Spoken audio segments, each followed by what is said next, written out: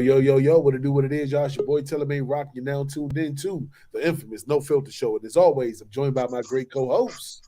When they call Mr. A6, K Quick, Beats, Buzz, and Faith, we out here. And it's just that time of the week again.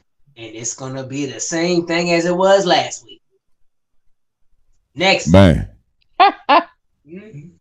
Man, and of course, this is your man, G.I. Mo, a.k.a. non-GMO. Oh, my God. I'm full of ammo. Oh, my God. And we up in here, you dig? Okay, so I am the Blue Phoenix. Hey, Becca. Hey, Nikki. Hey, fellas. And Just Star will be in soon. How are you all doing? Extremely blessed. I have no complaints over here. Man, plenty of love. Hold on. We didn't get an introduction from the man, the myth, the legend himself, the ghost. Because Phoenix is rude. You know what? We're waiting. I apologize. We're waiting. I thought he did do his introduction. Wait a minute. You know how to order. How long have we been doing this intro order? You know it don't stop after you. I am the man Telling Me Rock, and I am joined by my great co-host. Yeah. All right, yeah, maybe it is. Maybe he did. You know what? Here at the No Filter Show, we don't hold a drug policy. But Mo, this is like the second time you did this. We might have to go to the dollar store and grab you a drug test. What you mean, though? Cause all right, so I'm gonna fuck with you for a little bit. You know. Nah, you just want me to take the crown. I'll take my crown off real quick. You know what? Let's go ahead and show this head. You hear? Let's go ahead and show this head, man. But I just wanted to represent for my alumni. I just wanted to represent because we got some Gwen Parkians on here. You heard me. Mm-hmm. You heard me. Hey, Mickey. Hey, Miss Spriggs. Yeah, though.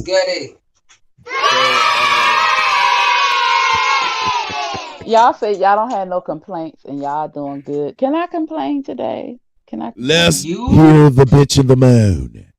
You what? complaining? I gotta complain. This deserves a solo. Usually you the one who purge people of complaints. I do. I really do. But I have a very valid reason to complain. I am sick of fucking laundry. I am so sick of clothes and sheets and blankets and socks and the children that wear that shit. Do you know how much money I spend on laundry? I am so tired of washing clothes. Oh my God. Hold on. Why are they so dirty? Why is everything so dirty? Like, what the hell? Because you know what sick of the clothes and the children that wear Yes, because why are y'all so dirty? Why is everything so dirty? Why? Because there's probably an absent amount of soap in the house. Now, granted, living with Phoenix, I imagine she's the healer. She's like one of them holistic people. So instead of soap, they use like bars of wrapped up grass and they scrub under their armpits for my with children. That, and they use thank you, Gina. Shampoo No. For made out of sunflower seeds. Shut up, No, we eat those. We want to be regular. And crushed tree bark. No, I actually. Shut up. Hey, Star, look at the beautiful lady. Introduce yourself, Yeah, introduce yourself. Hey, y'all. Hey. That's it? No, we don't just do that. That's not how it works. Who are you? Hold on. Wait a minute. No. Girl. We're going to start this over. We're going to start this shit over. Hey, GMO, can I get a round of applause real quick? Hold on. Wait a minute. Hold on. Stop. Bruh, is this musical hat night for you, bro? You went from crown to bald head to regular. You know what? We're going to get back to this shit. Can I get a round of applause, please? Let's go. Hello, everyone. It's your girl, Just Star. Hey, y'all. I missed y'all. Yeah, and she's sitting there in her loveliness. Oh, lovely. dripping and lovely. How Okay, do you I was just fussing about Just laundry, joking. Star. I was fussing Oh about laundry. Lord, And then she was explaining about the natural remedies she uses in place of No, hygiene products. no, And hell no. Well, I can't say that because this is the deodorant that I use for my children. yes, oh, it's Those are all made natural, and it's made black out of owned pure oats. company. No, it's It's made it's out of all pure natural, black oats owned, and and rice. it works. And you can eat it. It's like no, but I I buy dial, not the gold bar, but what's that, ocean something, whatever it is. And so I buy dial. We use that. Of course I have other natural stuff, but no, I use Arm & Hammer laundry detergent. I'm just trying to figure out. You buy everything that bugs love to munch on. You turn all your kids into Cheetos and shit. Like you just you are the fucking corner store for animals. Everything is delectable. It's like, you know what? I'm listening, bro. What kind of detergent does she use? Oh, you know what she uses? Do you know what she uses? What she use? She uses baked yeast with a hint of honey. She basically turning all her clothes and her laundry to honey buns and shit, Bob. Like, nah, the hell with that. Hello, I use Arm & Hammer. God damn it. We're not gonna talk about that fucking hammer again. We're not gonna talk about that fucking hammer like we did last night. Oh, so hold on. I don't think Star and Quick know about the hammer, so since you brought it up, you have to let them know what the hammer is. Nah, I missed that. What happened? I love you too. Hey, Reese, just pay attention. Hey, Reese. So women haven't gotten enough of themselves, so therefore you must isolate the coochie and the clitoris and go hard. So therefore we bring up a little too hard. The hammer. The hammer. What am I listening to right now? You should have been there last night. I have no clue. It's called the love hammer. Oh yeah, I'm sorry. The love. You have to put love in it, soften it up a little bit. It makes it even better. Y'all ready? I don't know if I don't know, to be honest. I do not know. Oh man. Hold on. That's enough. That is enough. What is this? The hammer? How bad has it gotten? Y'all just had the rose. Y'all are hammering yourselves now. You used the claw, the back claw. Y'all just down there like, it's like, slow down, Thor.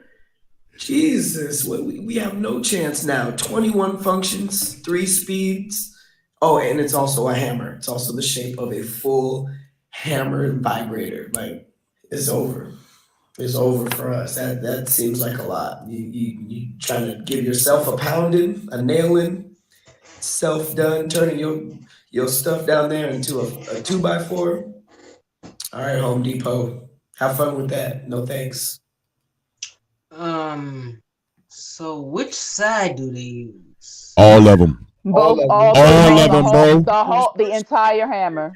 All of them.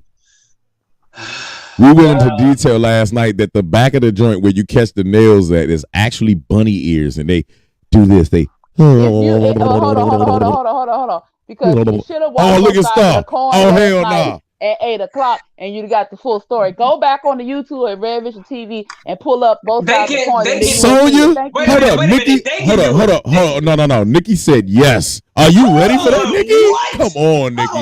Look. This is going too far. I want to know. Come back on camera. I want to know who had the bright idea of coming up with this design, and what were they doing that inspired it? I got the answer. It was a jealous woman because they saw, like Mo said, that we finally got a real live Guk 5000. They say, you know what?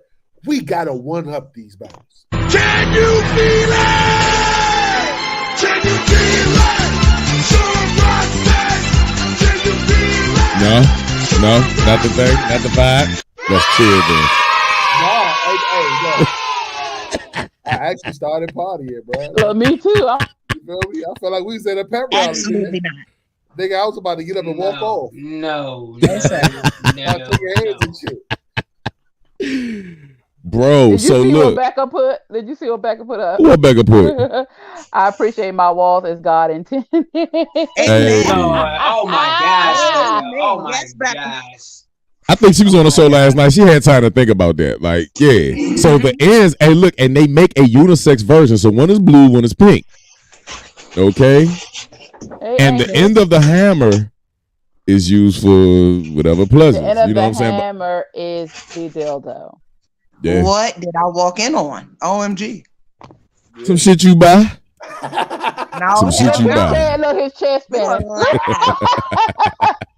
Shoot, I agree with her. I like my walls. Gotta Hey, look, keep it. Zena called it like 1 minute ago.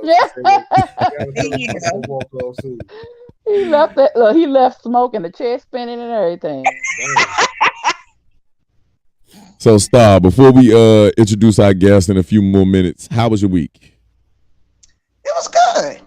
I had a good week. I was bad a little bit. I crept off and went on a date or two. Ooh. Or two. Or two. Ooh. Hold on, what I happened? was being bad.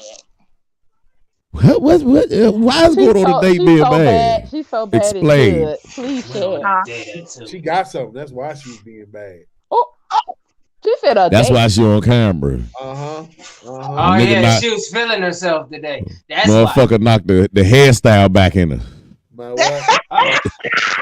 Y'all a mess. I did not have sex. Thank you very much.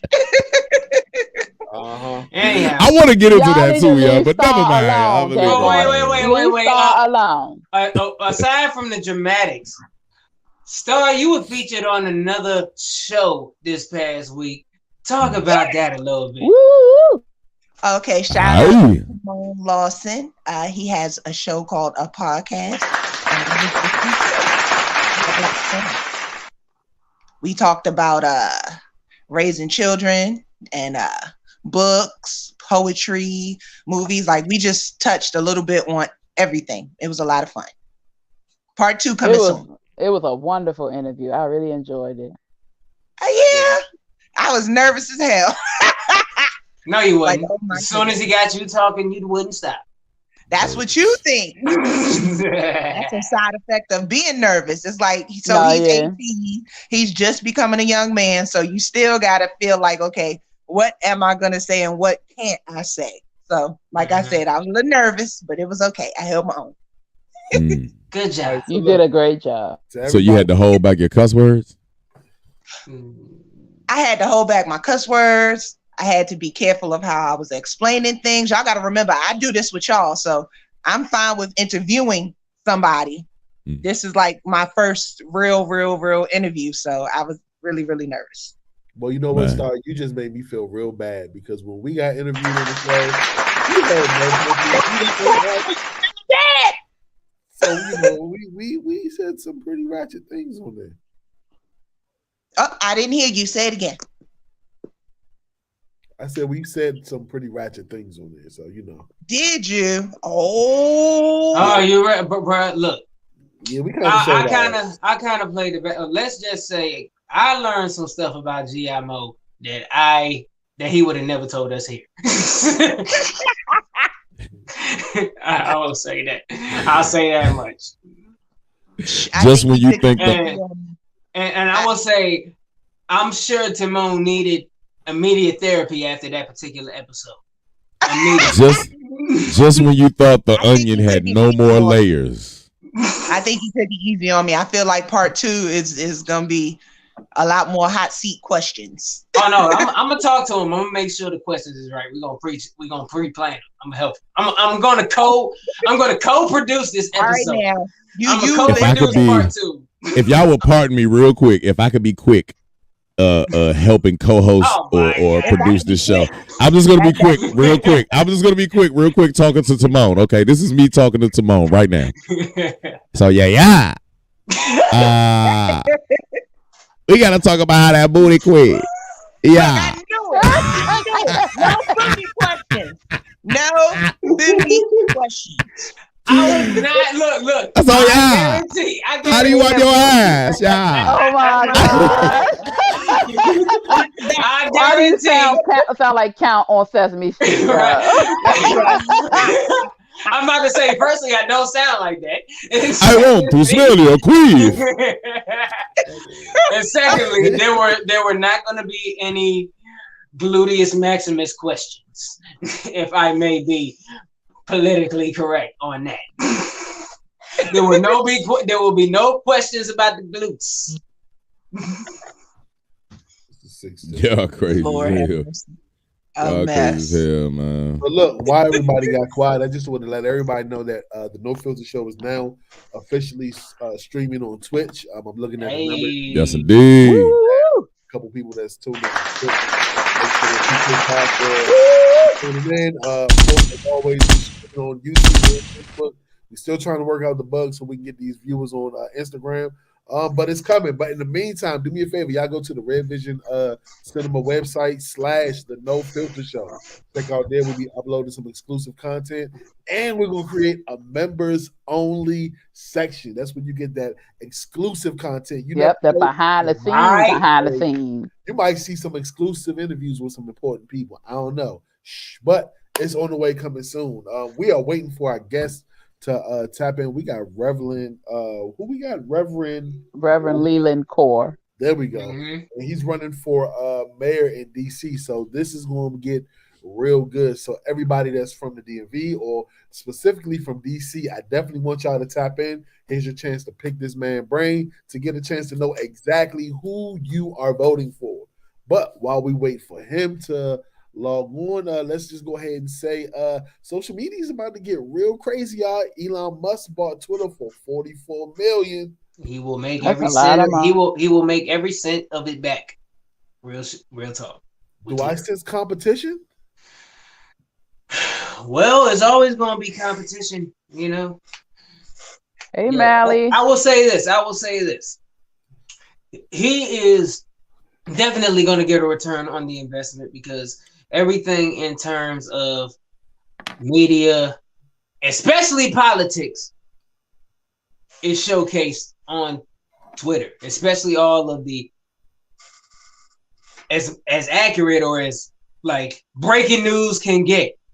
Most of the sources post directly to Twitter, and that's a big source for a lot of political standpoints. And you know, I'm sure he's going to get a full return on that investment. It's not going to be an issue at all. I think everybody needs to really look at what he said recently. He was like pretty much talking about how he's pro free speech. You know, if you pay attention lately, even I got it this week. They've been really cracking down on social media platforms for quote unquote spamming. What you say? Shout out to G Baby. They've been on G Baby ass lately. G-Baby, they are on him hard. G Baby can't even. Yep, I got it. Exactly. You know what I'm saying? It's getting bad. You know what I'm saying? So I think it's getting back to the point where, you know, it's about to be an open platform. If I'm not mistaken, I think allegedly, I think Trump has his own social media, right? Called, or it's a Trump powered social media. It's called, I think it's called Be Social, because I ran across it last night and let me make sure. The only thing I didn't know he had his own social media. The only thing I know close to that was this social media platform, or it used to be one called Parler. You know, a lot of far right folks primarily used that platform. Or not, it's not even just them. It's just another platform that's more politically based. But that's the only one that I knew of. I think so it was called Truth Social. Speaking of being banned for speaking the truth, DJ Slicky Woo Boo is in Facebook jail right now. Oh man. And he is watching, but he can't comment. So hi, DJ Slicky Woo Boo, hi Mally, hi Kim, hi everybody that's on here that are new. Welcome. Yeah, for real, that's been happening to a lot of DJs. That's why a lot of DJs don't spin on live anymore, because every time they play, music, they keep getting flagged for copyright claims and all that stuff. So now, what's the DJ? I think Kid Capri used to spin on Facebook. Now he just, I think he used to do it on IG, but he doesn't go live spinning records like that anymore. But I know on Facebook they cracked down. So now DJs who used to have their little party lives don't do them no more just because of that. Yeah, what's crazy? What I don't understand is they already paying artists for plays on Facebook. As I look at my distribution numbers, I see my plays from Instagram, TikTok, Facebook, what I'm saying, wherever music can be played. So what I don't understand is why don't they create an account for the DJs where when they spin the music, if they can pick it up to flag the live, then they can pick it up to pay the royalties. Right. You feel me? To these artists. Like they just it just doesn't make sense. It seems like it's more of an issue to fix it than it is to cause problems for the users. Yeah, I don't know.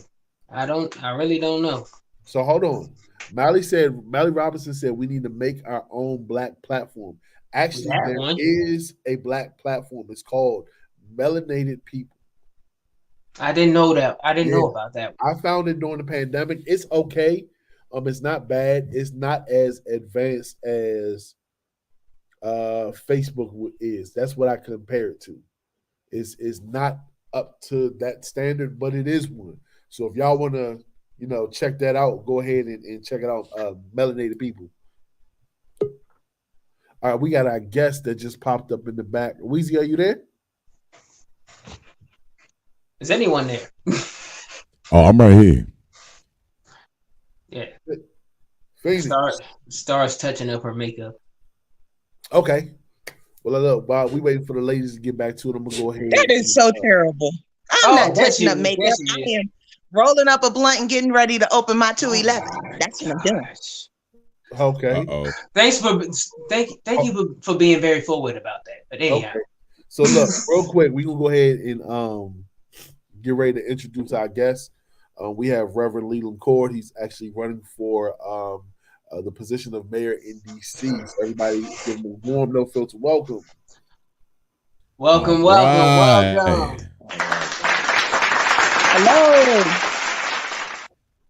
Hello, sir. How you doing, sir? How you doing, Reverend? I'm doing good. How about yourself? Blessed, sir. Blessed. Awesome. Good. So first feeling of all, feeling great. Welcome to the No Filter Show. It's a pleasure having you here. Pleasure to be here. So for the people that don't know who you are, go ahead and introduce yourself to everyone. All right. So again, Reverend Leland Core. More importantly, a little guy that grew up over in Northeast DC, over in Trinidad, and have seen the city in all walks of life. Can go all the way back to the DC transit days. I don't really want to tell my age, but that's how far back I can go. Walked through corporate America, lived all over the U.S., came back home and looked at the condition of my city and got sick on my stomach. If I can make it any quicker than that. When I look at the condition of the city, when I look at the circumstance of the city, I said, you know what? I sit around and I prayed about it. And the Lord said, you know what? If you want to make a difference, then you stand up and do something about it. You got everything in you. So do something about the city. In my ministry, I spent 15 years ministering inside of correction facilities. 15 years dealing with reentry, 10 years going inside of maximum security twice a week. And when I look at that and then look at my professional career, to bring those two together and to look at where the city is and look at the condition of the city is what has actually vexed my spirit to get out here and do something about it. Okay. So you talk about the condition of the city, right? Yes, sir. Of course, on the internet, the advertisements, we don't, the world don't see what we see. Yes. So if you can describe what you see to the people, just give them a brief description of the things that stand out to you that bother you. I think, and I'm gonna go nationally first. One of the things I've learned, and I've probably, you name the city or the state and the inner city that's in that state, I've been there. One thing I can say this, all the inner cities across the U.S. demographically looks the same. And I don't believe that's by accident. That's not by happenstance. But when I look at the district, when I look at the poverty rate, when I look and I look at the murder rate, when I look at the reasons, and after I'm talking to the kids that's out there and I look at what they're doing, you know, the thing that says to me, we need to give people an opportunity. And right now, the young kids that I talk to, and I say young kids between the ages of probably 15 and up into their mid 20s, all are looking for something, and they all don't wake up in the morning and want to do what they're doing. But at this point, they're in a place where they have no hope. And one of the things I want to do is to begin to instill hope in them. And the only way that I can give them hope is get them aligned with their purpose. Because when you align people with their purpose, you begin to give them hope. Okay. Reverend Cole, I was not on here when you came on, so welcome. I appreciate you coming. Thank you. I want you to talk a little bit about the 4 pillars of safety management I saw on there. Each pillar has something, a breakdown of each thing that's important. I know you're very passionate about children and passionate about the young people. Also, you have a youth development program. Yes. It was so cute, the young G's, and that's that's between the age of 18 and 26, and then the pre-G's, 9 to 17. Yes. Give us a little bit of information about the program, because of course our youth are very important, and how they're developing, how they're educated and everything are important. So tell us a little bit about your program. So what I will tell you, so to tell you about the program, I have to tell you a little bit more about myself. Me too, returning citizen at one point in my life. I grew up in Trinidad, over in Northeast DC. Okay. I don't live through quite a bit, but what I had that a lot of them don't have is I had a family that prayed for me. I had a family that kept their foot halfway on my neck, and I kept getting my education. So when you look at the young G's, it's what we had to incorporate the name as the Young Gurus, and we had to change it a little bit just for that purpose. But when you look at that program, what we want to do, and it's interesting that you asked about them. Today, our workbook just came out of editing, and we're going to make the final changes. So one of the things that the program I want to do with the program, or what we're looking to do with the program in its totality, is we want to make a paradigm change and shift in the way our young people think, right? I think that's critical, the most important part, because if we can begin to shift their thinking, right, and we can get them to begin to think, then they will see things differently and they will move differently. My background is telecommunication. I spent 20 plus years as an executive for a cable company, for one of the biggest cable companies in the US. My background is in engineering, electronic engineer. And I want to take my manufacturing engineering background and I want to bring industrial type jobs into this area. Because one of the things, as you all know, everything is technology. And even today when I was trying to get on, my browser was acting crazy. Thank God I had a little bit of savvy still in me. But what I want to do is clean their minds up. And then once we do that, we have to give them something to do. And what's to do will be the vehicles that if someone wants to go into electronics, I have math teachers that can help teach them algebra, trig, and everything else. And so we're going to do that. And prior to that, as one of the guys right now that I'm currently working with, he's without graduation from high school. So we are prepping him right now to get his GED so that he can continue to do what he needs to do, because now he's walking around with the baggage of dropping out of school. He doesn't feel good about himself. So when you look at that program is going to be a full wraparound. That the first piece of what we're going to do is to work with cleaning up their mind, cleaning up their thinking. And then as we do that, begin to align them with their purpose, then we will begin to align them in the places that they need to go. And they don't necessarily have to be in electronics. I've got enough relationships around here. If guys want to be welders and things like that, I have people who I've already sit down with and I can put them in programs. One of the things if getting into that position of mayor, I want to bring trades back. We've lost the fabric of our neighborhoods. All right. So, So question is, I'm sorry. Stop. I'm sorry, I was going to ask your programs, are they community based or religion based? And how would that help the youth that you're trying to reach? So we're going to be community based, and one of the things I will tell you, but it's a situation for me that I will never hide who I am in Christ. I won't hide that. So that's one thing that I will do. Right now, the program is 100% funded by my corporation right now, and we're paving the way. I am going to reach out to some of the other corporations that I have worked with across the country. They're going to help seed the program.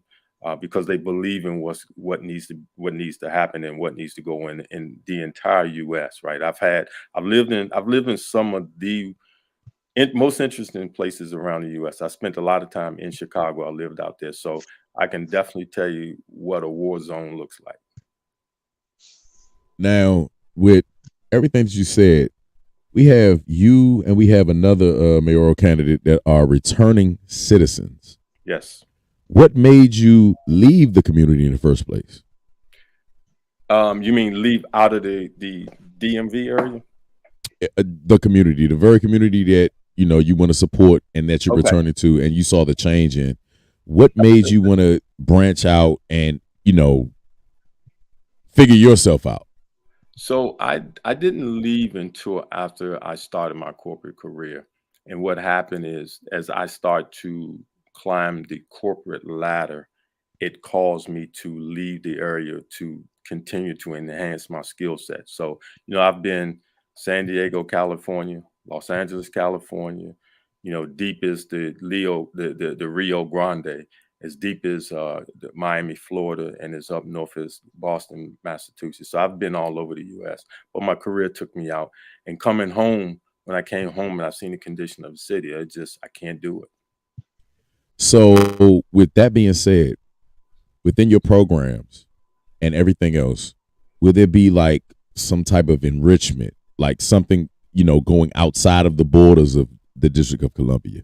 Absolutely. I mean, I've heard cats. I went to Aton Elementary School, right? So, but a lot of my family members haven't traveled outside of these borders, so they're not well versed in how to deal with everybody else outside of here. So I'm happy that you're bringing back your experiences.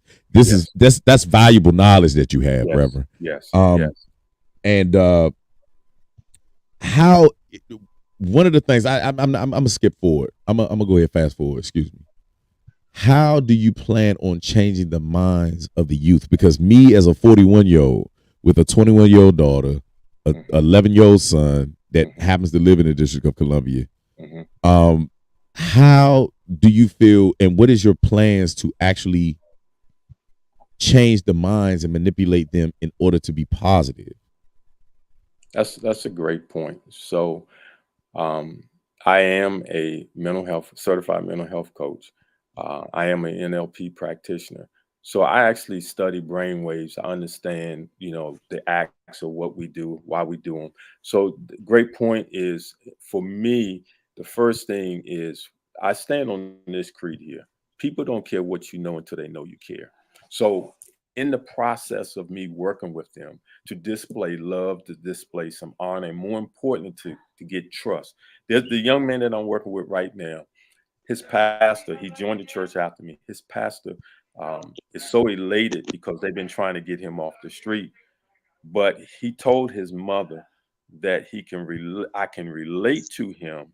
And not only did I relate to him, the communication that him and I have had, now I can call him and talk to him and scold him, because he went out one day. He was over in Northeast and he went to go see some girl and he had no money to get home. I cashed out the money. But before I did that, I laid into him good. And he took the scolding. And when he got home, he called me, right?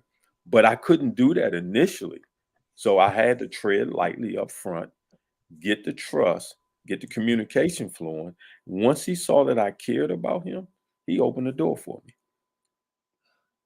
Now, when we talk about caring, right? Because we're in the days, I mean, even when us as, I guess they call us the OGs at this age, yeah. right? So I'm 40, so I guess we the OGs right now, Yes, right? sir. They don't want to see anybody pulling up with the gray hairs, lack of a Bentley, you know. The everybody perceives reverends as these high class, understanding people, right? So they want to see the jewelry, they want to see the pizzazz, they want to see everything that they wish to have in order to believe, right? Mhm. So you think that just caring is enough, or like, do you have to go above and beyond? Because I interviewed Wesley Muhammad, right? You know, no harm to any Yep. faith or whatever, right? But I'm pretty Yep. sure you've bumped rubbed shoulders with him. But we have the highest rate of mental illness here Yes. in the area, right? At I think almost 200%, something like that, amongst black males. Yes. How do we get to that point to where we can negate that, to where we're, it's even killed? Like, everybody is cool, they're getting the counseling, you're part of that fold. What are we going to do? What programs are we going to implement to make sure that that everybody has that type of counseling or that help, that support? As we was talking, one of my pillars is health. And in the health pillar is under that, my gun violence package and my mental health is under health, right? So it lies under that. And it's a great point you bring up. One of the key things in fixing these problems is a lot of them have some type of trauma that has been in their life. So I think we need to address that. But you start out with that, and then some of them, the meetings will shrink down in size sometimes, and then shrink back up, and then grow back up, because you want to collectively deal with somebody at their individual needs, right? And of course, it'll be a little bit more time consuming. But what I am doing right now is I'm training trainers, right? And we're working to grow the size of the trainers, and more importantly, the size of the people that genuinely care, right? So what I'm doing, to your point, is the gray hair, because I sure enough got enough in my face and head right about there. But what I am doing is I'm recruiting people like my son-in-law, who looks like them. The one young man I was telling you, who's part of the young, making him into the captain, where that I can coach the captains and I can allow them to do the job. But when I come out, what they've learned about me at my age, I don't move like I'm the age I am. And so that always throws them off. And, when some of them see some of my vehicles, because I work on Land Rovers as a hobby, right? And so when they see some of the transformations that I've made, that bring them in also as well. So I'm an avid motorcycle rider as well. And those things, so I have those things, but I also let them know that those things did not come easy, right? But if you want to put in the blood, sweat, and tears, then you can get those things, right? And so that's how I believe that we'll approach that issue that you're talking about. So, Reverend, I had a question. I had thought really, really long and hard about how I would present this question to you, only because I know how important it can be towards what you're trying to do. So I wanted to give you a scenario and get your take on it. How would you handle it? Okay. So let's say that you are meeting a black male who is just now becoming old enough to vote, okay? And he's gay.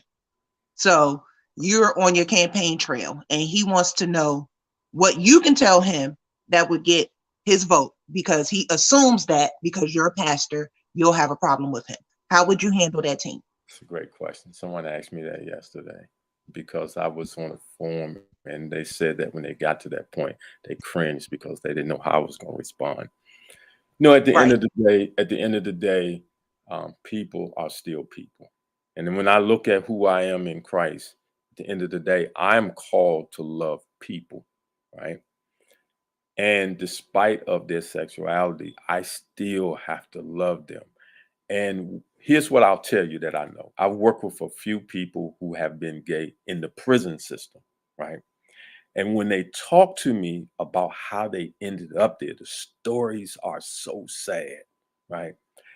And So the theme is you just have to be who you are as a person, that if you genuinely care for people, you genuinely care and you don't draw a divided line, right? And my thought is that if you show someone that's 18 that you're not going to discriminate against them because of sexuality, right? But you will guide them with the love of the Lord. Hopefully that answered it.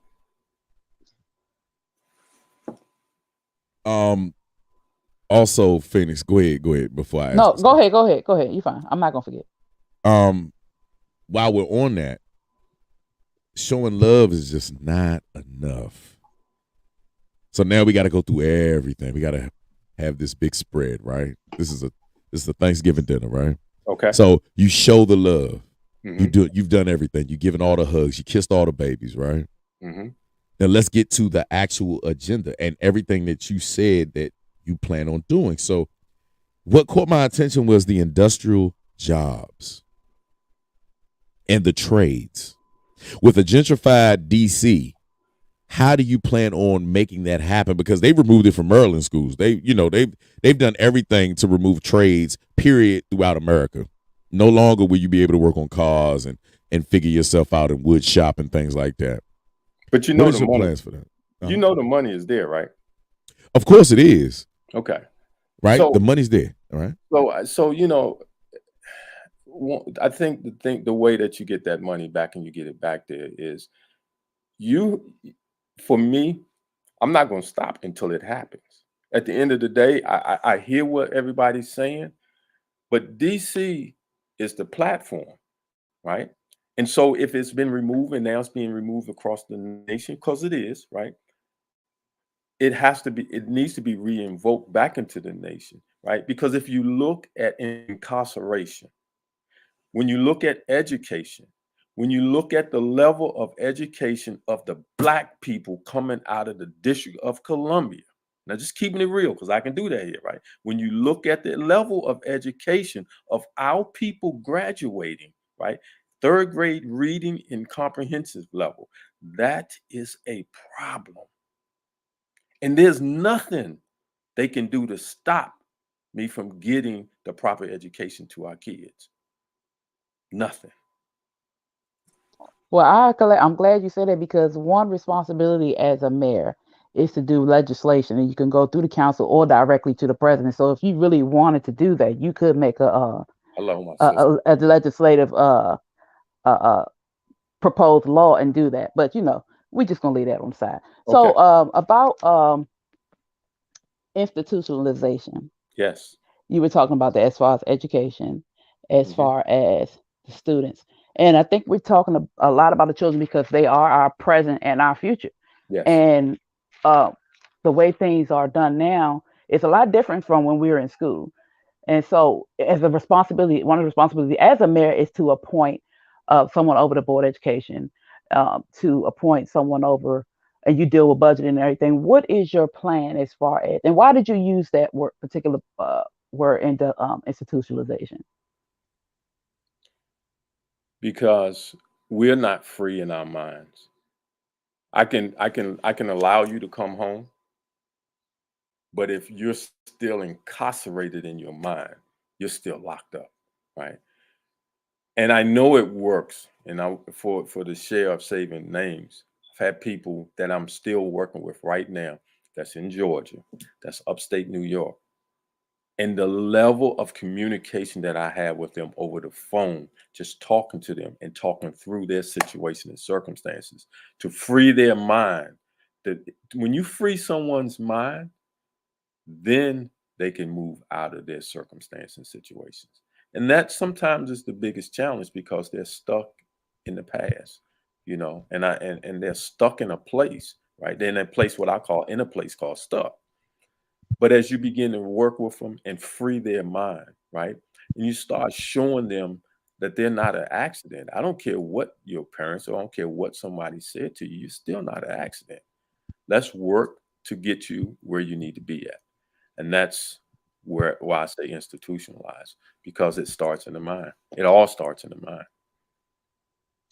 So my next question, one of the biggest problems that we currently have in DC, I'm a DC resident, is homelessness.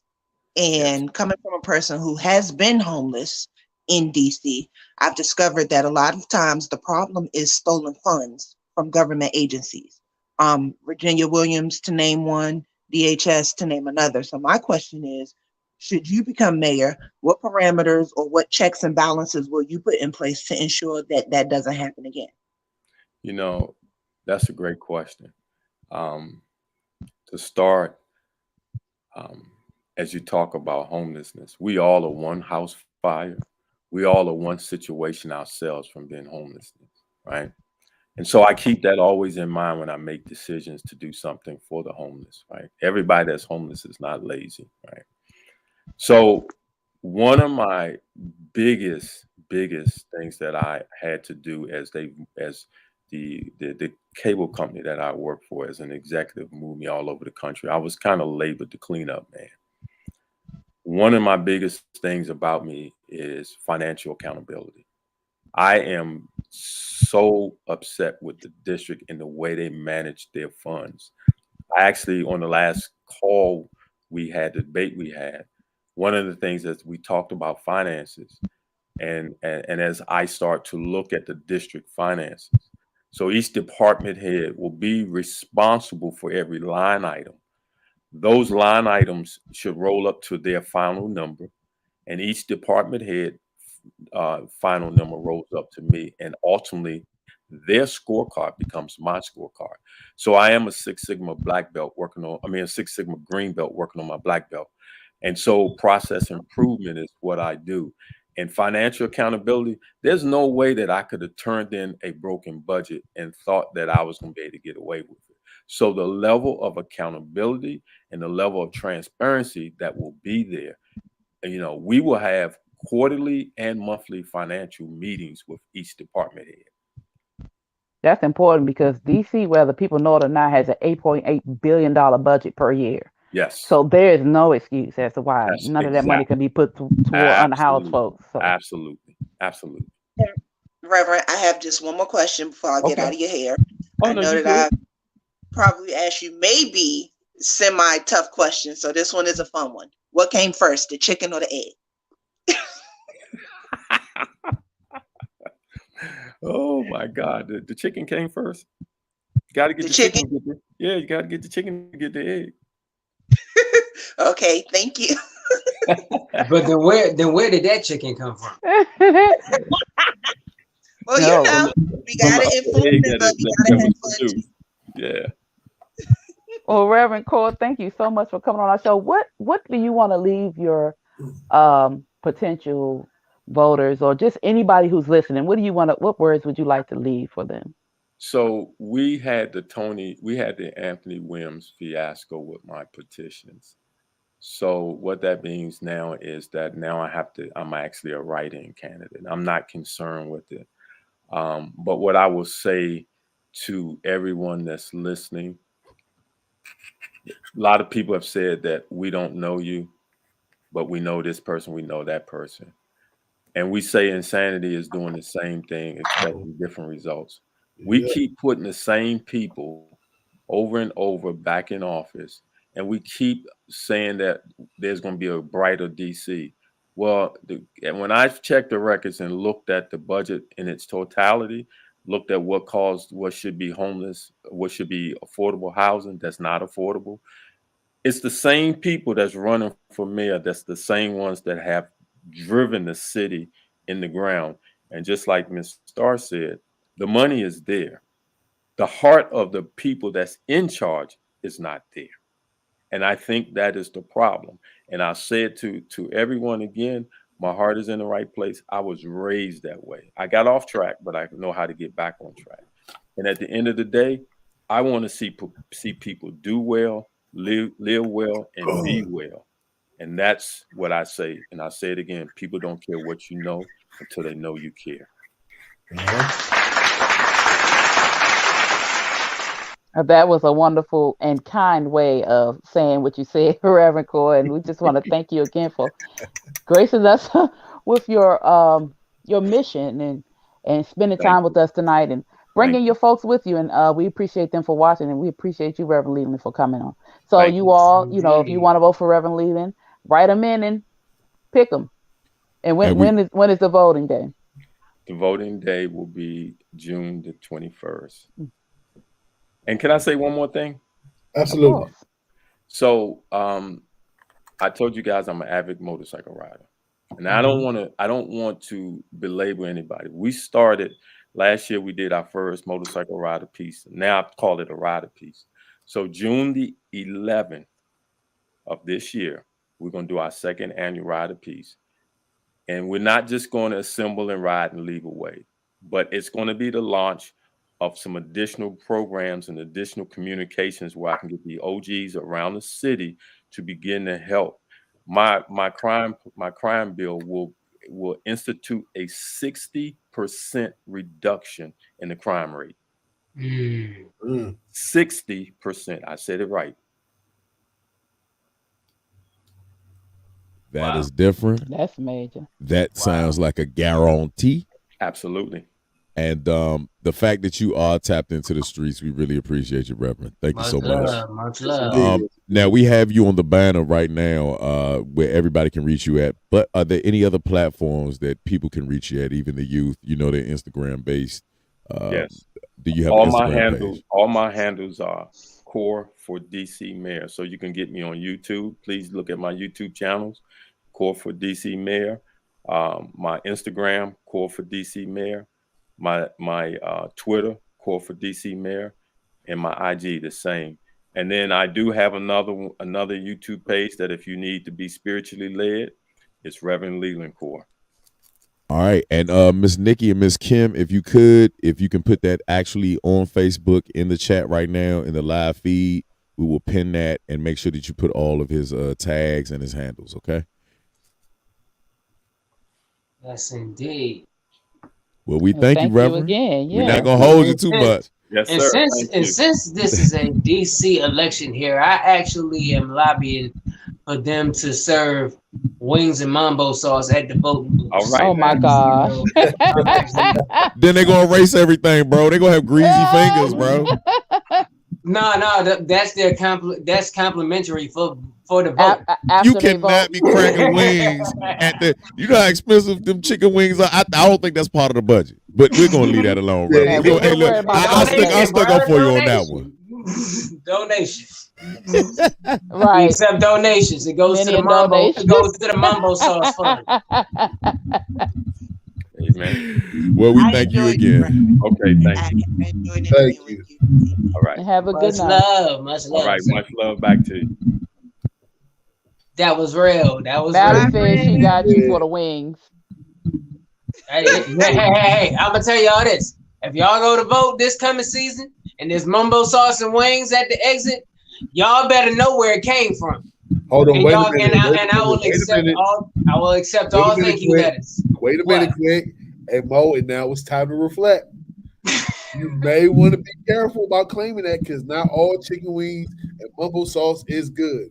Mo, I think it's time for us to share with the show and the world about Fulianos. Lord. All right, so do you want to start the story off, or do you want me to start the story off? Let me Hold start on it. a second. Please, by all means. Hold on a second. Hold on. Okay. I just wanted to let everybody who's viewing and listening know that if you have any questions for Reverend Core that you feel we did not ask, drop them on the No Filter page and we'll tag him so he can answer you directly. Absolutely. Thank you, Star. Thank you, No Star. problem. Look, now I don't have to turn now off it's time to play. Nah.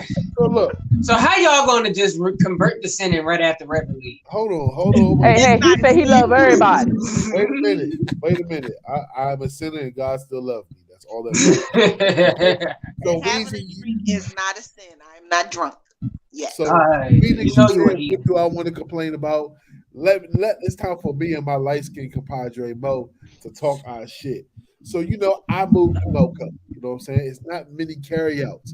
I found one, but the wings and mumbo sauce ain't the same. "Quote unquote" Gaithersburg chicken, right? Oh Lord! Come on. So we go on this shoot, right? And I should have known because we was at Marlboro. So boom, we hungry because ain't nobody ever was home. So we go get some wings, right? We walk into the carryout, and it was mixed races working at the carryout. There was black. Oh no, that's a red flag. You got to walk out. Hey, look, the food smelled good. I was like, okay. Food. Oh wow, bro! What did I have to go back in there and ask for? I had to ask for like utensils and shit. Yeah, you had to ask for plastic utensils. Well, bro, that's the problem. That's the problem there. Now, firstly, tell me something because I might this slipped by me. Where was this carryout located again? Upper Marlboro, Fulio's. So it wasn't. All right, so it wasn't DC. Hold on. But guess what? I done had some bomb ass fucking wings and fries from Danny's in Silver Spring. You feel me? Now, Mo, go ahead and finish the story for me, bro. All right. Can y'all hear me? Yes. If I could take y'all down memory lane, we were coming from we were actually getting ready to start the shoot. So my brother, sorry, you ain't hit us with the close your eyes, bro. I was waiting. No, not yet. Not just yet. Not just yet, but it's on its way. So we still have Nikki in here. We still have thank you, Nikki. Mally. You're amazing too. Yeah, we have everybody in here, right? But I want everybody that's in the immediate DMV area to close.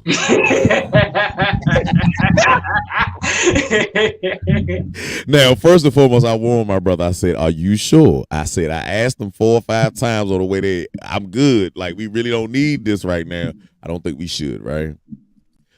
But the one daggone thing that I only asked for from Mambo sauce is some daggone flavor. You hear me? The Mambo sauce was water with a lot of like cornstarch in it. It had the color. It looked like it was about to be bomb. But then as you dipped your watery French fries down in there that had no salt, they were not crispy. It was soggy. It was a Jello shot. So you ended up with a popsicle stick. Tell them about the fries, Jello shot. Oh man. Tell them about the mashed potatoes. The mash, the French fries were basically freaking mashed potatoes. There was no way that you could dress those up, right? Disgusting, bro. That's disgusting. And we waited in there. And the only people that we saw in there were older gentlemen and ladies. They have the anti-diabetic menu, okay? So everything looks like it should taste, but it tastes nothing like how it looks. That makes a lot of sense. Hold up. What's that magic trick? For y'all. What's that magic trick? What's that magic trick that they been doing lately? It's all illusion. But look, I have to be disrespectful. It made my underarms ashy when I ate it. I had an allergic reaction. My underarms got ashy all of a sudden, and they were moisturized. My bad. Go ahead, bro. So let me say this. If you like good food, please do not go to Foolie's Carryout at 9524. Say good food. Oh, the address too. 20772. Their food is trash. And tell them about it. And Giamo. Look, all we needed was that daggone sound from Price is Right when they get the answer wrong. Wow. Nah, like literally, it chafed our chaps. We were literally, me and bro, we eat. Okay, we big. Located? You don't want to know. Okay, you don't want to know. But it chafed my chaps. It was like eating raw bird. Like everything just tastes like what it was. It was just like that is definitely water. That is definitely French fries with water. Did they fry it in water? I didn't know you could fry shit in water. It just was weird. It was different. I will say this: I've never seen Mo give up fries. Mo took the rest of his fries and dumped them on the side in somebody's yard and said, "Hey." Oh my God. Nigga, we came back out there, the whole shit was still there. The birds didn't even fucking eat it. Exactly. And we out in the country. That's terrible. You That's understand terrible. me? They was not fucking around. I dreamed about y'all last night. What? Oh, shit. Yeah, I knew I was in your dreams. I knew I was in your dreams. Yeah. So remember, behind the scenes, we had been talking about playing cards and filming it, like doing a show in that style. And I dreamed last night that we had actually done that. It was so dope, y'all. Aww. It was so Yeah. dope. We had a game night. Yeah, we did. We played cards and filmed the show, you know, like a conversation. But I think the funniest part was Quick was sneaking Weezer edibles. That's what it made me think about that just now, because I was like, she was just, it was funny. I'm sorry, y'all. Would I really do that? Would I really do? No, he would never sneak me edibles. Not if she's been drinking, no. Because that would ruin the party. Look, she said what? What did Becca say? If she was already sipping, no. Yeah, because you ended up on the chopping block. She said the dream was surprisingly wholesome. Who said that? I know, right? I'm sorry. Y'all wow. expected some other stuff. I'm corny. I'm boring. I'm sorry. Yeah. It's okay. Oh, well, Why does everybody think everything got to deal with draws? Right. Oh, that's me. I'm the pervert. I'm the pervert. I already knew she dreamed about me, so that's not a surprise. Look at you. I dreamed about a show. Really quick. Really. You about to get in the corner. Go in the corner. But that's definitely a dope idea. I can't wait to do some shit like that. I guess we got to do it now. Yeah. How about this fucking pollen, everybody? All day. I still want to do that. Pollen is, I'm sorry, the tree skeet is extra strong this year because this is ridiculous. It is considered to be spunk. Thank you, Becca. Okay, hold on. Wait a minute. Whatever. Somebody is ejaculating into the air and it's getting on our I was just jumping around excited because the Eagles traded up and we made our pick. It was a good pick. And then I come back and all I hear is Mo say spunk. Yeah. Please Pollen is tree spunk. Dog. If y'all didn't know, let me educate you. The male trees are fucking. Okay, I'm sorry, everybody that is still paying attention. Mayor, future mayor, if you are listening, this is now not the time. Okay, this is time for us to be mid-range adults. Okay, but yes, the trees are humping, and it has something to do with a long time ago when they outnumbered the women. Ain't that crazy? You are now inhaling the biggest orgy. Okay, so since they missed the woman, quick, they got in your mouth. All I can say is if the trees are humping, that is the most boring sex. Put him in the back right now. Put him back there. There is nothing but shaking. That is the most Ooh. boring sexual encounter. And put Weezy back there for that. Put it. Oh, see. Terrible. Stop laughing. Hey, look. I'm not laughing. Everybody, you know what? For your extra commentary, Rock, put Star back there. Damn. So ain't nobody say. Nobody say today. Oh my God. Oh, you ain't right. Oh my glorious Jesus. I feel violent. Hey, oh yeah, I chose violence tonight. You have a cute middle finger. Can we? Everybody raise their middle fingers up. Let's see who has the cutest middle finger. I think I have it. Everybody with their middle fingers up, go to the back. Do it right now. Everybody.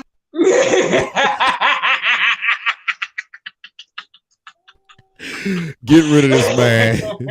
Get rid of this man, Joe. Yeah, yep. And you should stay back there for 1 full minute. How about that? Me? Nobody makes the show rules. Hold on. Wait a minute. He's mad at us because we don't care. We don't give a damn about no Philadelphia Eagles. Nobody cares. I mean, look, when you're choosing Washington no names, you know, I wouldn't care about the Eagles. You know what? Put yourself back there. They're the commanders. They have a name now. Yeah. It's all good. Hold on now. Why do you have a giraffe? Wait a minute. That's a violation. Giraffe? Put giraffe lady. Is that a toy? Put your ass in the back. Is that a toy? Hey, hold on, wait a minute. I'm kind of. Why do I have a giraffe? How you Okay, use it. look at me. How that work? Can I have my one moment on screen by myself? You know how you draw in? This is a very critical moment. I allow her to. Go ahead, draw her. Oh, allow her to. Anyway, Victor fans, I'm just Star, and I am old as fuck. I have a giraffe because I'm somebody's grandma. I look good for a grandma, don't I? You got a boogie. Go ahead, boo. Go ahead, boo. You got a boogie in your nose. I am old as shit. I used to be best friends with Medusa. Okay? But I'm still not as old as G.I. Mo. The booger. Get the booger, yo. Now, how about that? Hold up. Not the shark. Fuck out of here. Exactly what the song was from the start. You know what? But my feet are young. That's all that matters. My feet young. God. See, I'm old until you look at my feet in sandals. You be like, you know what? You've been preserving them toes. What? That's all that matters. Yeah. I go to the beach. I get all the youngest. All the young girls love my feet. They be like, you know what? I'm gonna massage them. She gonna massage them. And they gonna eat scrimps. We gonna eat scrimps and massages. Yeah, oh my God. Yeah. I worked hard for these toes. Yep. Lots of mailings and block love. You know what? Don't. Now your girlfriend. Now your girlfriend, boy. I'm on TikTok just watching shit, right? Yeah, I'm up. So, hold on. So check it. Do you want to say Air Force Ones like the Chinese people? How they say? I All right, so say air. Fuck. Air. One. Air fuck one. Air fuck one. Air fuck one. Air fuck one.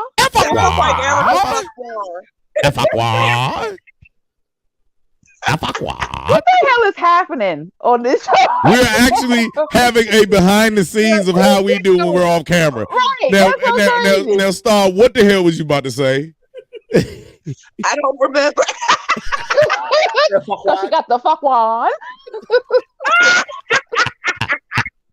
The fuck ones. I don't remember. Okay, so look, enough with the silly shit. Let's go ahead and get back to it.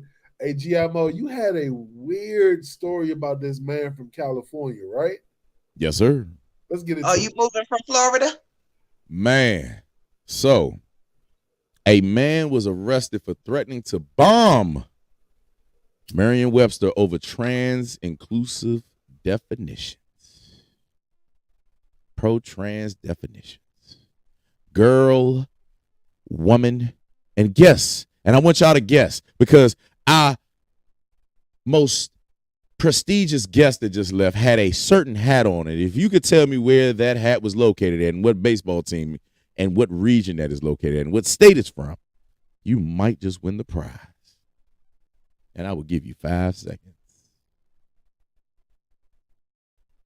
All right. So 5 seconds is over with. Well, in Springfield, Boston. Boston. All right. In Boston. What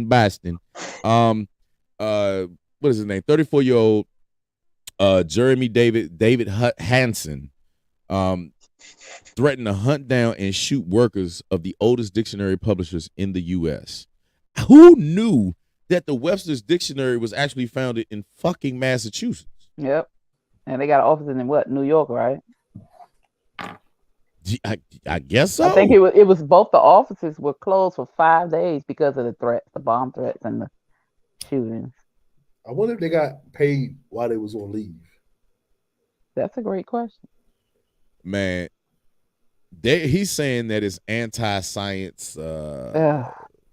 I can't even say the rest, but it's the weirdest thing. Like, who would have known? Now we have to go here. Because we never really, go there when it comes to these type of conversations.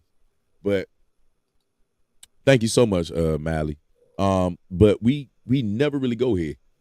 Is this shit getting crazy? Yeah, thank you, Mally. Yeah. There are no pictures of this guy. I haven't seen a picture of this guy. Of course, they're not going to show a picture of him because he's white. Oh, did you just say what? I said white. Did you loogie when you said it? So now you're Jewish. Okay, all right, okay. L'chaim. But yeah, that's kind of weird. It says he also made a statement. It is sickening that you have caved to the cultural Marxists, anti-science. I don't know what that word is. It starts with a T, ends with a Y. Somebody tell me. Spell it. It has stars in the middle. So it's T and Y at the end with 4 stars in the middle. What is that? Is this a trick question? It doesn't say. What is he saying? Titty. I don't know. Anti-science titty? No. Granny. Everybody loves a titty. Theory. Oh, that's what it is. Okay. Yeah. Is it theory? Anti-science, trans. Is it theory? Agenda. Yeah.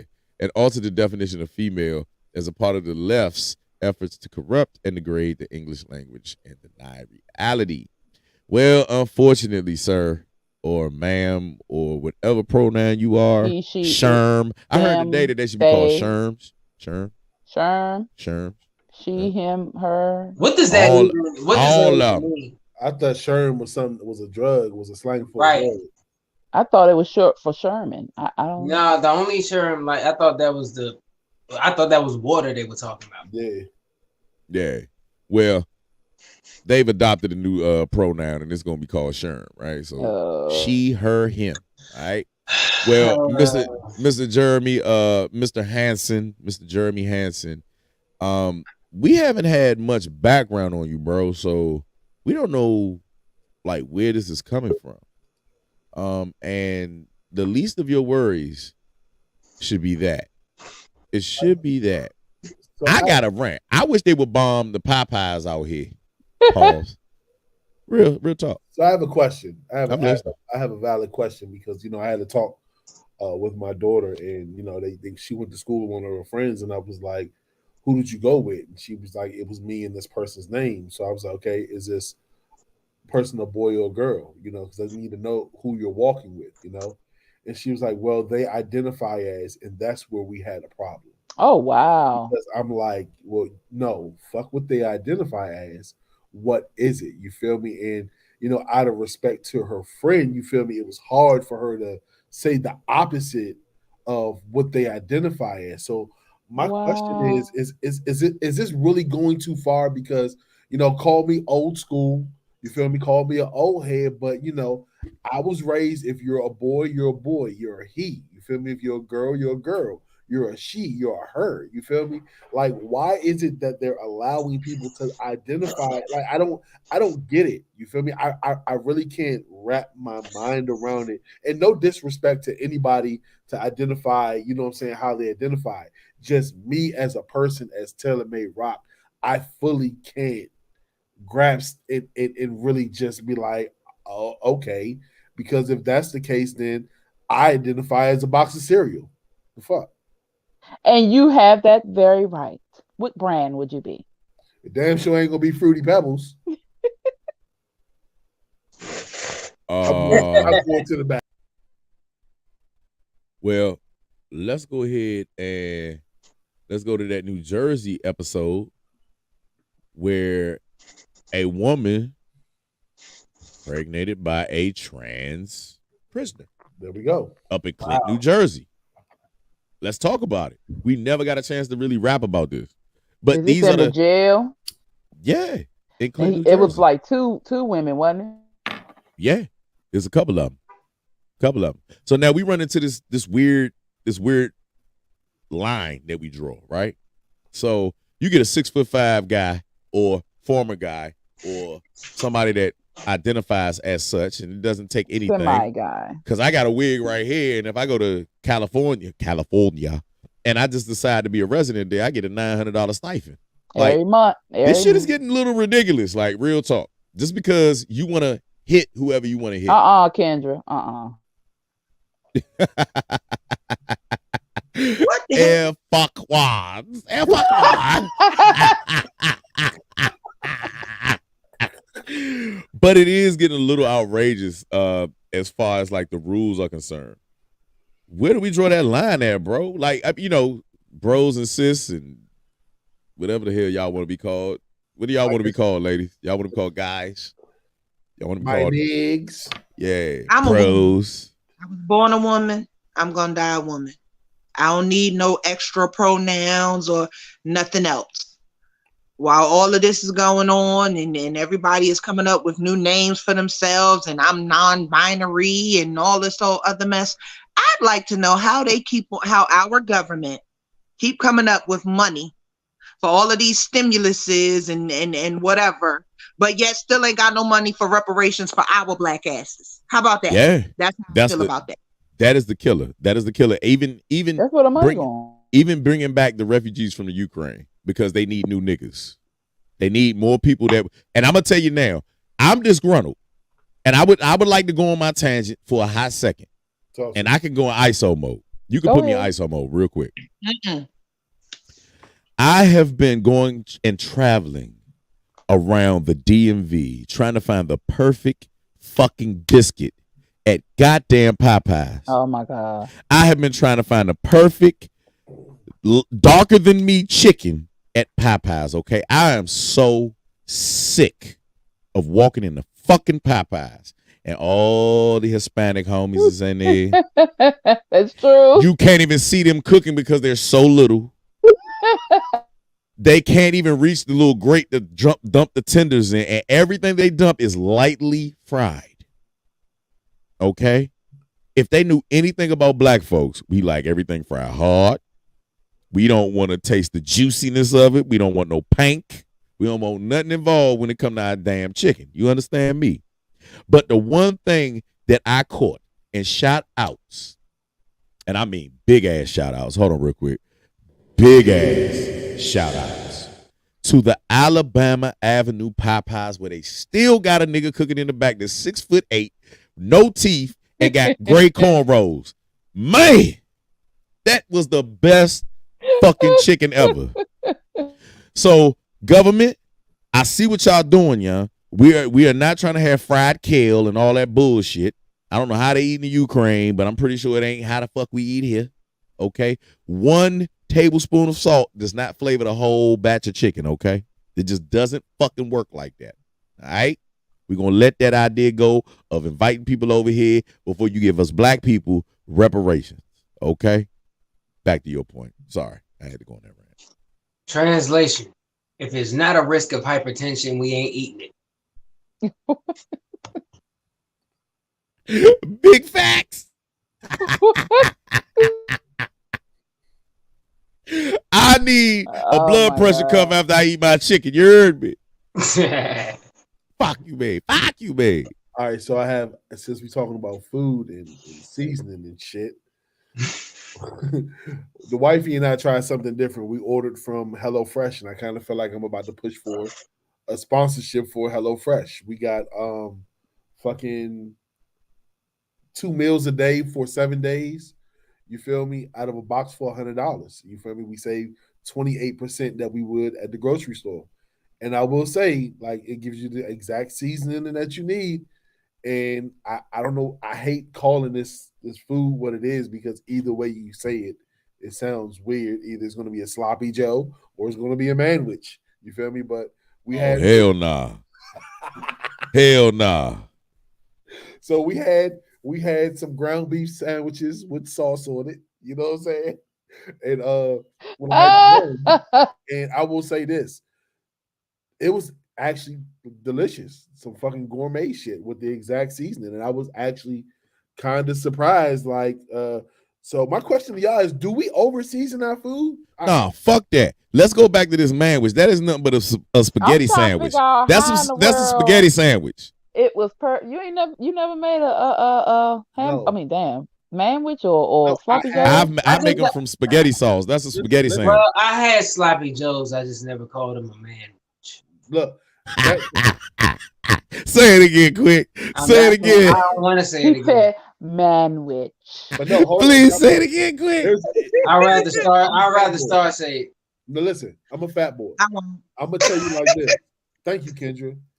I'm gonna tell you like this. There was a distinct difference in taste. Yeah, we the way we make it is good, but I'm trying to tell you, when you go to a restaurant and shit gourmet, like the joint we went for Mo's birthday, you feel me? Like that shit was gourmet. That shit was nice. Nigga, it was lacking salt. Hey, listen, let me finish. That drink though. Hey. Yeah. And a French fry cost you 3 car payments. Look, I left out when I was getting ready to talk trash. So it was perfectly gourmet, perfectly cooked, unseasoned, highly expensive meal. And then that fruit, that bat came over there. It was like, he was at the I house. wish you do you taste the pickled vegetables? They add acidity to it. I was like, bruh. For real, I could have sued. Fuck off me, bruh. I could have sued my meal for assault personally. Yeah, you said for real. I had salmon. Now the salmon was good, but a fish bone stabbed me directly in the gums, and I spent 10 minutes trying to pull the enlarged fish bone from out of my guns. That was the nigga salmon. That was the nigga salmon. They seen it was niggas. I was nigga salmon. So I got the bone. I'm surprised Mo could taste his meal. He was the damn meal at one point on the. So I could have sued the restaurant. So I could have sued the restaurant for reckless endangerment for real. If you want me to be truthfully. Why haven't you? You just had to keep the bone in your mouth though, whole team. Oh, bro, don't say it like that. Stop. So look, real quick. So Mo, my meal was good tonight. I gotta share it with you because, bro, you gonna feel me. So I had flank steak again, cheaper price. Remember at the restaurant it was $44 fucking dollars, and here it is. We got fucking meals for $100. Okay, whatever, cool. Cooked good, you know what I'm saying? It was covered with like a cream mushroom sauce with like onions and peppers in it, right? Then it had like some nice diced potatoes on the side. Now here's why I said hold the fuck up. Wifey cooking, and I look over and there's some roasted cooked carrots. You said what? It was roasted cooked carrots. And I would hope for the love of your wife you sucked it up and ate that. Ew. You know he did. We're gonna put quick in the back for even. Bro. That is when the cracker comes out. So they sold you up until the fucking roasted carrots. Yep. That is cracker food right there. That is straight up. Oh wait. So y'all will eat raw carrots, but not cooked carrots. Yeah, bro. Raw carrots is cool. It's a texture thing, bro. I'm the exact opposite. I'd rather not eat carrots. Hold up. Matter of fucking fact, let's talk about textures. Because if y'all didn't tune in last night, the Phoenix helped me figure out what my cum feels like on my back if I was to come on my own back. What is that, my friend? Not on your own back. She described KY jelly to the T. That it is, and she did this movement, so she plays with cum. She does this. She's Spider-Woman. Phoenix, what do you be doing in your spare time? Wait a minute. No, that's not. Yes, she does. Yes, she does. She said that she described KY jelly. I said, what's the closest thing to man cum? Right? Because I don't plan on ever filling my own shit. You dig? Like, I dump that shit off in a tissue or something. Don't go nowhere back and come back. Nah. Go ahead. Tell the world what man cum is compared to. And I said the closest thing I could think of as far as consistency, because it's not really thick, but it's not thin, is warmed KY jelly. Who the fuck puts the bitch in the microwave? Excuse me, hold on. When you get sonograms and you're pregnant, they warm up the cake. They warm up the gel. That's a gel. That's not KY. But listen, I know. But the thing is, there's different types of gel. But KY jelly is not as thick, and then when it's warmed, it moves. You know, it's warm. But when it gets cold, it gets cold. Thank you, Zena. You know exactly what I said. And yes, I did make this thing because people tend to. She be making spider webs, lover. Uh-huh. Star, do you practice that?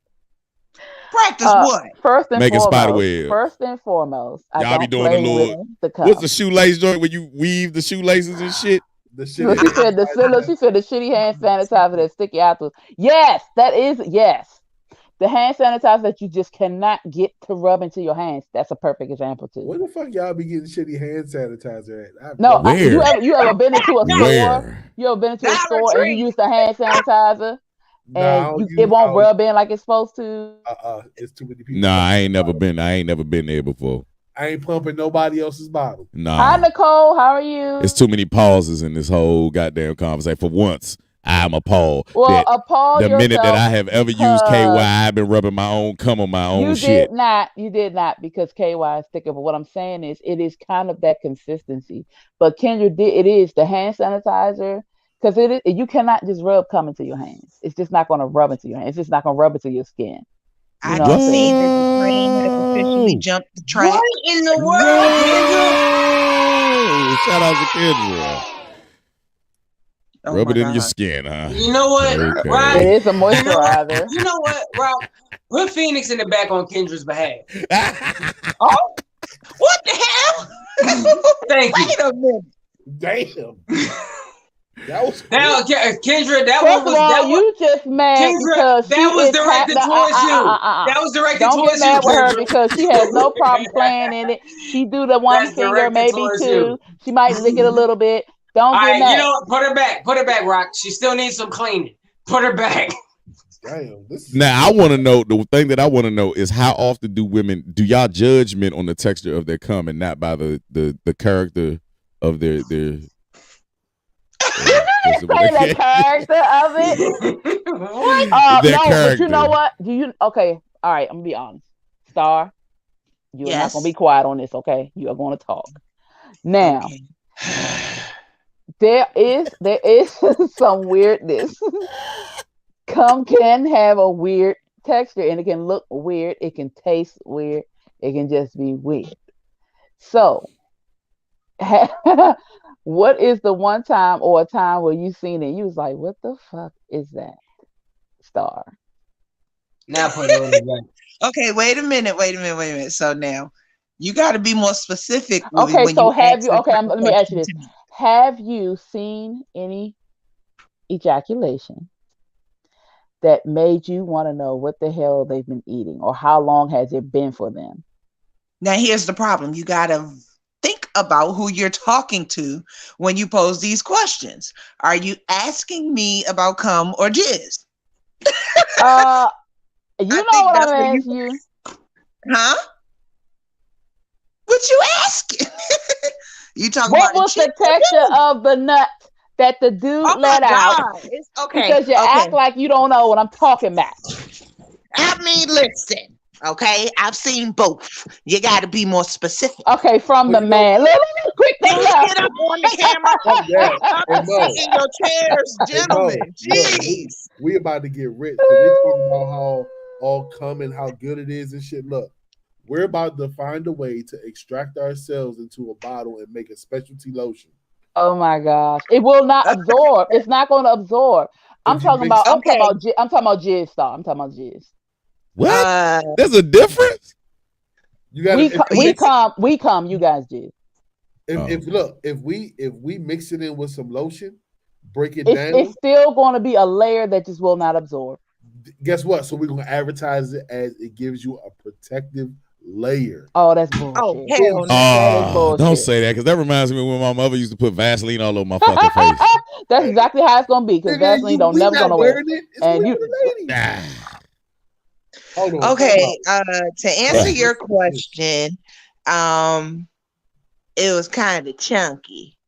I've seen that too. Oh my gosh! Like, what the hell? What does that mean? Oh my god! It's like they have never had a glass of water in their entire fucking lives. Why are you choking, Mo? Off a chunky ski. Look, Quick ain't came back. Yeah, he tried. Hold on. You gotta say it again, Star. You gotta say it again. Hold on. Hey, quit. I said it was chunky. Wait. Nutted chunkily. Hey, quit. Guess what Chunky the fuck nut. Sean Quick. just We're did? talking about chunky nut.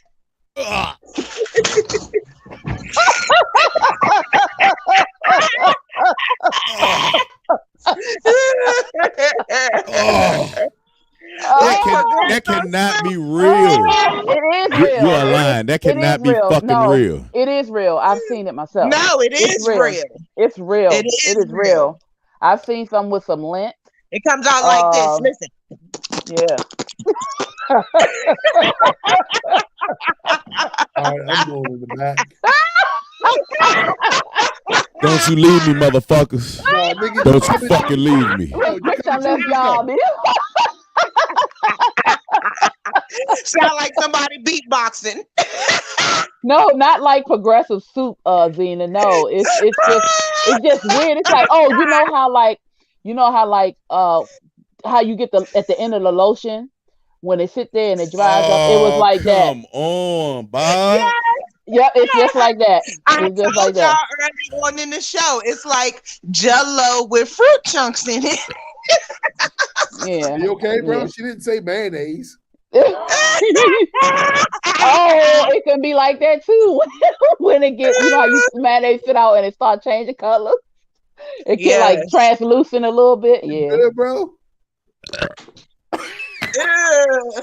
Okay, Mo. That's what it sounded like before it It's come out. okay. He said mayonnaise.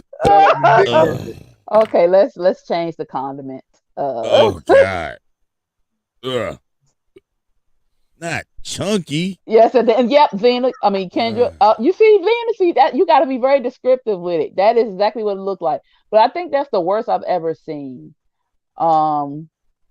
Usually, yeah, that's the worst I've ever seen. So yeah. God. I'm ready to get the fuck So, off ladies, this. I gotta ask y'all a wild question. Do you guys like for it to ooze out on you, or do you like for it to shoot out at you? First of all, should none be oozing? Hey, look. If something oozing before, somebody need to go to the doctor first and foremost. Oh God. Okay. No, everybody doesn't have the same trajectory. Are you talking about afterward? Okay, I got you. Okay, I got you. Afterward, look, quick still walking through. Some people can, shotgun shoot it. You know what I'm saying? Oh, okay. I would stand up, but I ain't got no pants on, so I would walk off too. It'd be crazy. Look, he ain't never fully dressed, child. We putting him in the back. We don't even want to talking about. Look, where the fuck did Quick go? Quick still trying to get himself together. A long time ago. Oh shit! Hold on. Shit, Chunky Nut is weird to me. It is, ain't it? Oh my God. Yeah. I love a shooter, but I'll settle for ooze. Oof. I don't have a preference. I was just about to say it don't even matter as long as it's not chunky. Motherfuckers is really shooting mashed potatoes out their shit.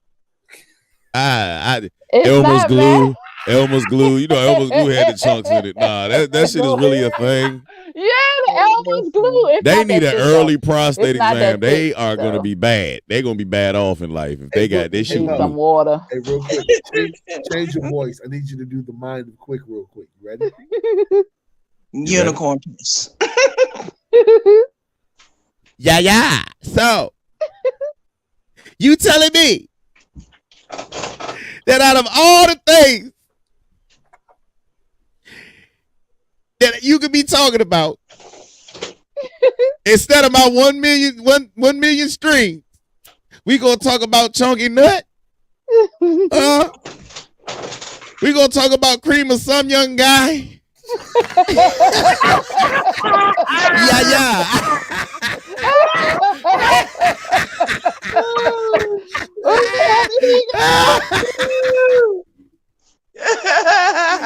Oh shit!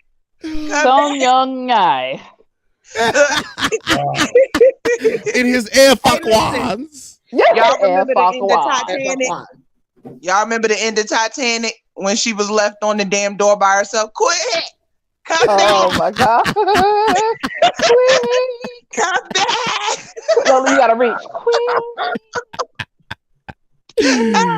Why and how in the fuck did we get on this subject, yeah? I don't know. My I don't even God. remember. Starting shit, you did it. I don't did. even I remember started that how we shit. got here. I did. I started it. It's all a Yeah. blur. Don't think too hard because Listen, Yeah, I'm out because we're gonna go back to something else. yeah, your I lipstick was gonna say, it'll allow fall me to off. shift gears, y'all. You know, we take our time and we celebrate each other when we can. So I'm gonna take this moment for us to celebrate us again because Quit, your portion of that music video was the shit. Yes, it was. Yes, it was. Yes, it was. Beautiful. And Yes, I am it very, was. very, very, very proud of us as Black creatives. We did the fuck out of that. Did the And I'm damn looking forward thing. to us doing more. Anybody want to be specific? That's on y'all, but y'all know what I'm talking about. That shit was dope. I loved it. I enjoyed every moment with y'all. I can't wait to all the other stuff that we coming together on because that was super lit. Yeah, that was awesome. Is there a release date for the video? Not just yet. It will be very soon. Of course, they're handling a whole bunch of clearances and all that technical stuff that artists got to deal with. But pretty much everything is set. We just waiting for the official release date. They lying like shit. The mamas had to go back and reshoot that shit. I was just about to say that. I was just about to say that. Real Because shit, if huh? you look at the preview, I was like, somebody gonna be mad.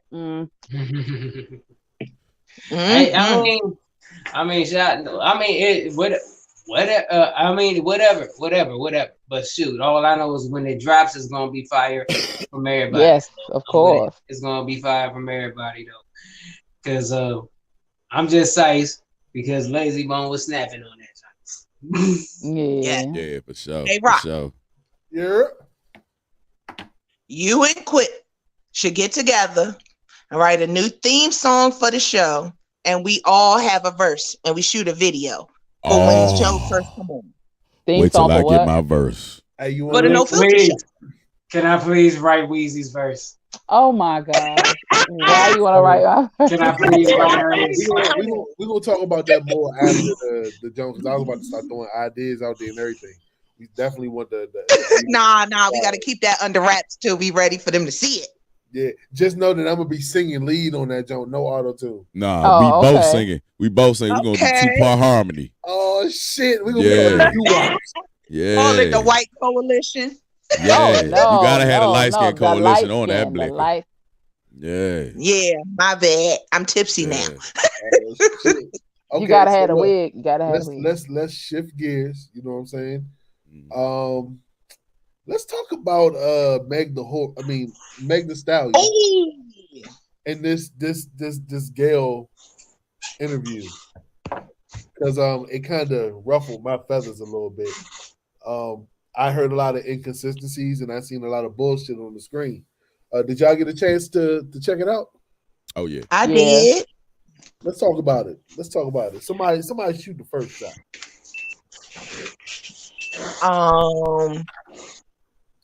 Okay, I think the most shocking part for me was when Kelsey was finally mentioned. Okay. Kelsey being her ex-best friend. Let's go.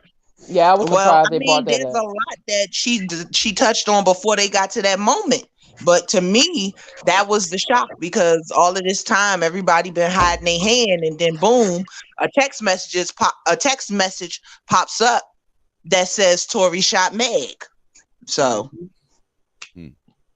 now, when you say that allegedly, right? Allegedly, you're saying that Kelsey actually sent that alleged text to the security or something like that.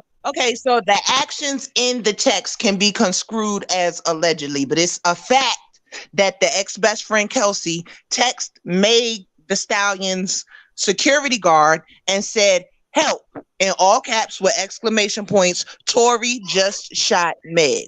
So it may be alleged that he shot her, but the fact that that text message exists and it came from her is a fact. That happened. Okay. So now, then we have the other inconsistencies, right? So I don't know if anybody has ever witnessed a gunshot wound. And remember, we've spoken about this when it first happened, right? So we're just going on, experiences and seeing people with the substantial amounts of muscle and the tiniest bones and some of the most concentrated areas of bones in the body, the hand and the foot. A bullet, even fragments, won't have you twerking on SNL the next 2 weeks. It's just impossible. And if y'all saying anything different, tell me you've seen somebody get a chunk blown out their ass and they up that jump. It doesn't matter what I've seen. What matters is what happens. And every situation is different for every single person. There are some people who have taken a bullet to the face, still walking around the earth today. So the fact of whether they weren't walking around 2 weeks later though. Or but you missing the point, whether she actually got shot, whether it was ricochet, they are now, releasing her paperwork from the emergency room. And they said that she had bullet fragments in her foot. The only question is, did the bullets hit her foot directly or did it ricochet off the ground and then hit her foot? The point is, you don't know anybody's strength. There are people who a whole car has fallen on top of and they have got up and walked away like nothing happened to them. So you don't know what a person can do 2 weeks later after a situation. You a Meg supporter? I'm not a Meg supporter. I just understand that life is stranger than fiction. I'm not a Meg supporter because I wasn't there, so I don't want to put myself in the seat of saying he definitely shot her. What I can say is, as humans, we are extraordinary. You don't know what can happen from person to person. Well, my biggest question is, why is she so free to talk about these things? Why are they able to pull up the hospital summary reports on Gail's show? Nation. Why in the world are they able to discuss these things? And he got in trouble for putting. She already gave her testimony, so she's never going to sit on the stand. She gave her testimony behind. It's California. That's just what it is. This whole case. I mean, keep in mind, he did get in trouble for what he was posting on social media, but at the same token, he has found other ways to respond to her and taunt her. Like, she recently went off on Twitter because she's upset that everybody is saying her tears was fake and that this interview was basically BS. And she's like, okay, so he chopping up horse legs in a new music video and y'all not complaining about that. And I mean, if you want to be honest, she sat down for an interview and answered questions that was asked of her. He decided that he was going to get in a music video. Like, I'm sorry, I don't see it as the same. I feel like if you can taunt me and talk shit, then I can surely take an interview. So was the music music video done before his tweet? Well, that's what nobody knows right now. We have to keep into account, that everything is done on a specific time frame. You have some artists who have the leeway that can shoot a music video and drop it immediately. You have some people, who do a music video within their time frame and then it gets released when it gets released. So right now it's not known when he did the video. What is known is that after the judge basically slapped a gag order on him, that video came out. Well, one thing that's different now that was not as evident before is what her foot fully looked like. Now, before, in the pictures, it looked like her foot had been sliced. Mm-hmm. In the pictures now, it looks more of not a scrape, but a little bit more than that. And you can kind of see the holes in those pictures now, which I wonder why they didn't show them before. So there's a little bit of difference. Yeah, you can see the stitches in those pictures now. So that's the difference now from before. The thing is, what people have to look at is it was mostly the back of her foot that was hit. So one thing that we can deduce from that is that her back was indeed turned. You feel where I'm coming from? So her saying that she got shot, she doesn't know if it was a ricochet or not. And her being the victim, it probably doesn't matter to her. As far as us seeing the stitches now and it looking worse than it did before, if these people told her that she had bullet fragments in her feet, like we now know that they definitely did, it's easy to say, well, the extra holes and stuff could have simply come from them having to cut into her foot to pull fragments out. because to this day, they didn't get all of them. She still has fragments in her foot. So we know that they had to go in and cut. So, it could look worse now than it did before simply because of the surgeries that she had to have. And here we go with this. Look, he rubbing his hair. Hold on, Here we go. We got Meg the Stallion on the line. Meg, how are you today? I can't stand this dude. You ought to be ashamed of yourself. Hold on real quick. Anybody got an onion? More like Prince. Anybody got an onion? Right. I need an onion because I ain't crabbed shit.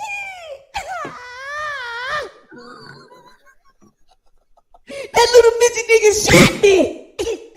All I heard while my back was turned was dance, bitch, dance. Well, Megan, why was you sleeping with your best friend man behind her back? Cuz who else gonna trim my hooves? Who else? Tori. Oh my God. Who else can reach my hood better than Tori? I done got money bag, yo. Potters. They too tall. I'm a huge bitch. I mean, Oh my God. motherfucker that I can pick up and hit from the back. That you could pick up and hit from the back, but man, you're supposed to be a woman. That's left to be discussed. That's later on, Gail. You know what? Gail King. A mess. Kill ring. But you know what? She hesitated when that question was asked, and she said that they did not have a sexual relationship. Yeah. And that's where I feel like if you were not sure if she was telling the truth or not, that's evidence of a clear lie. Yeah. That's the killer. Oh, excuse me. Oh. Hey, look. So that's and the killer right right there. That's the killer right Yep. there. That's what took me out But- right there. Listen, y'all, I want to get back on the Megan and Tory thing, but you mentioned Moneybagg Yo just now. And I wanted to say my condolences to him and his family. He lost one of the mothers of his kids today, Shanina. So, may she rest in peace. And our sincere condolences to him and his family and his children. Yeah, condolences, definitely. So sad. The details, was that down in Memphis? I don't know where she was. I don't know. I just saw it today, and they posted it. Her sister was the first one to post it. Moneybagg hasn't posted anything about it yet, but it's always painful to lose a loved one. So Yeah, I just wanted to take our time and send our condolences to him. Yeah, because there's a whole war going down there because of Dolph. A lot of people losing their lives over Dolph's death. So, CMG and all them, they got some stuff going on. They got some real serious stuff going on. So, yeah, RIP to all those that have lost their lives over some pettiness. But, yeah. And for the record, because none of us have ever stated it directly, I do believe in nonviolence, but I'm human. I get angry sometimes. I be ready to fight as well. But I do believe that senseless violence needs to stop. And we need to start loving each other a little bit more, trying to understand each other a little bit more, and getting offended a little less. That's just my, Just Star's viewpoint on our youth and us as a whole, as Black people. And young niggas, stop marrying Jada Pinkett. All right? Don't ever get with a Jada Pinkett because nigga, violence is a must. It's the best lesson you can have. Okay, listen, I think every Black man need a Jada just once because she will teach you some shit. Why would she you is ratchet. wish that on somebody? Why? It's not because I wish knowledge on everybody. And I'm not saying that she's right for none of the mess she do. I think it's tomfoolery. But you need a Jada in your life at least once. If not for you to take away a good message, just for you to simply learn what you don't want and what to run away from. Everybody needs a Jada at least once. Well, we got a Jada in the public eye that we can learn from. So don't stay away from that. We don't need to get one to learn. We can just watch it when we can see. Fucking bueno. So I'm here with the fellas right now. I think Weezy will be back. I have a question for y'all. I know it's off topic, but I figured out a revelation about myself, and I want to pose this question to the men. If you have ever been this at a time in your life? If you haven't, you can just say never been me, can't relate. But if you have, when did you notice that you was a fuck boy? Can't relate. Cannot relate. Never been a fuck boy. I always been a lover. Man, listen. I feel like I am in Lovers Anonymous, LA. My name is Just Star, and I am a fuck boy. Oh. Listen, you talking about somebody need a Jada? Hold the hell up. What the hell? Well, the first step to salvation is admitting your issue. You feel me? You feel me? Listen, I'm cleansing my soul right here on the No Filter Show. I have discovered that I can love you to death, sex you crazy, but do not want a title on the relationship. So I'm hold just on, owning How the fuck? But no. I am just owning my shit. That I don't think that forgive makes. me. I don't think that's considered to be fuck boy shit though. Shit, I'm a woman. Because fuck boys don't even When make y'all love. talk- Fuck boys don't sex No. crazy. They just No. Listen to me. I am a woman. Okay. When we get with y'all men and y'all are doing all the relationship stuff, making us feel like we loved and we mean the world to you, but you don't want to put a title on it, we tag y'all fuck boys. So I'm now owning that I have done that shit. And I'm sorry. I'm so sorry. I didn't realize, but I am owning my shit. I'm on the road. Y'all That literally. means, you know what? That means you have lost the right to call any man that because you are in the same team as them. No. I'm owning my shit because I cannot be a hypocrite, but don't get it twisted. There are tons of other shit that men do that cause women to call them fuck boys. We are just having a conversation about one. So no, I will never call another dude a fuck boy because he don't want to put a title on it. But there's other stuff, okay? You can't. That don't matter. You're still on the team. For the rest so keep of the your mouth bullshit. shut. You keep your mouth shut. You're still on that team. Gotta ride with y'all. Ride together. Y'all die I'm together. growing. I'm evolving. I will not be a fuck boy for life. No. Y'all are branded. Ride together. Die together. I'm going to rehab. Y'all, you know what? Women scare the shit out of me because women scare the shit out of me because y'all think that just because y'all motherfuckers is ready for a title, nigga, we ain't ready for the fucking to give you a title, nigga. Fuck you, man. Fuck you, man. It ain't on y'all terms, nigga. We outnumbered 10 to fucking. It's 10 women for every one nigga out here. I'll be damned. I'll be fucking damned. 14 to 1. And niggas running around this motherfucker rushing a nigga to give you a title. Okay, I give you a title, nigga. Let's go to the DMV. I give you the title to a motherfucking broken down ass SUV or some shit. Fuck you, mean? Nope. I give out titles too. I call your ass a teammate.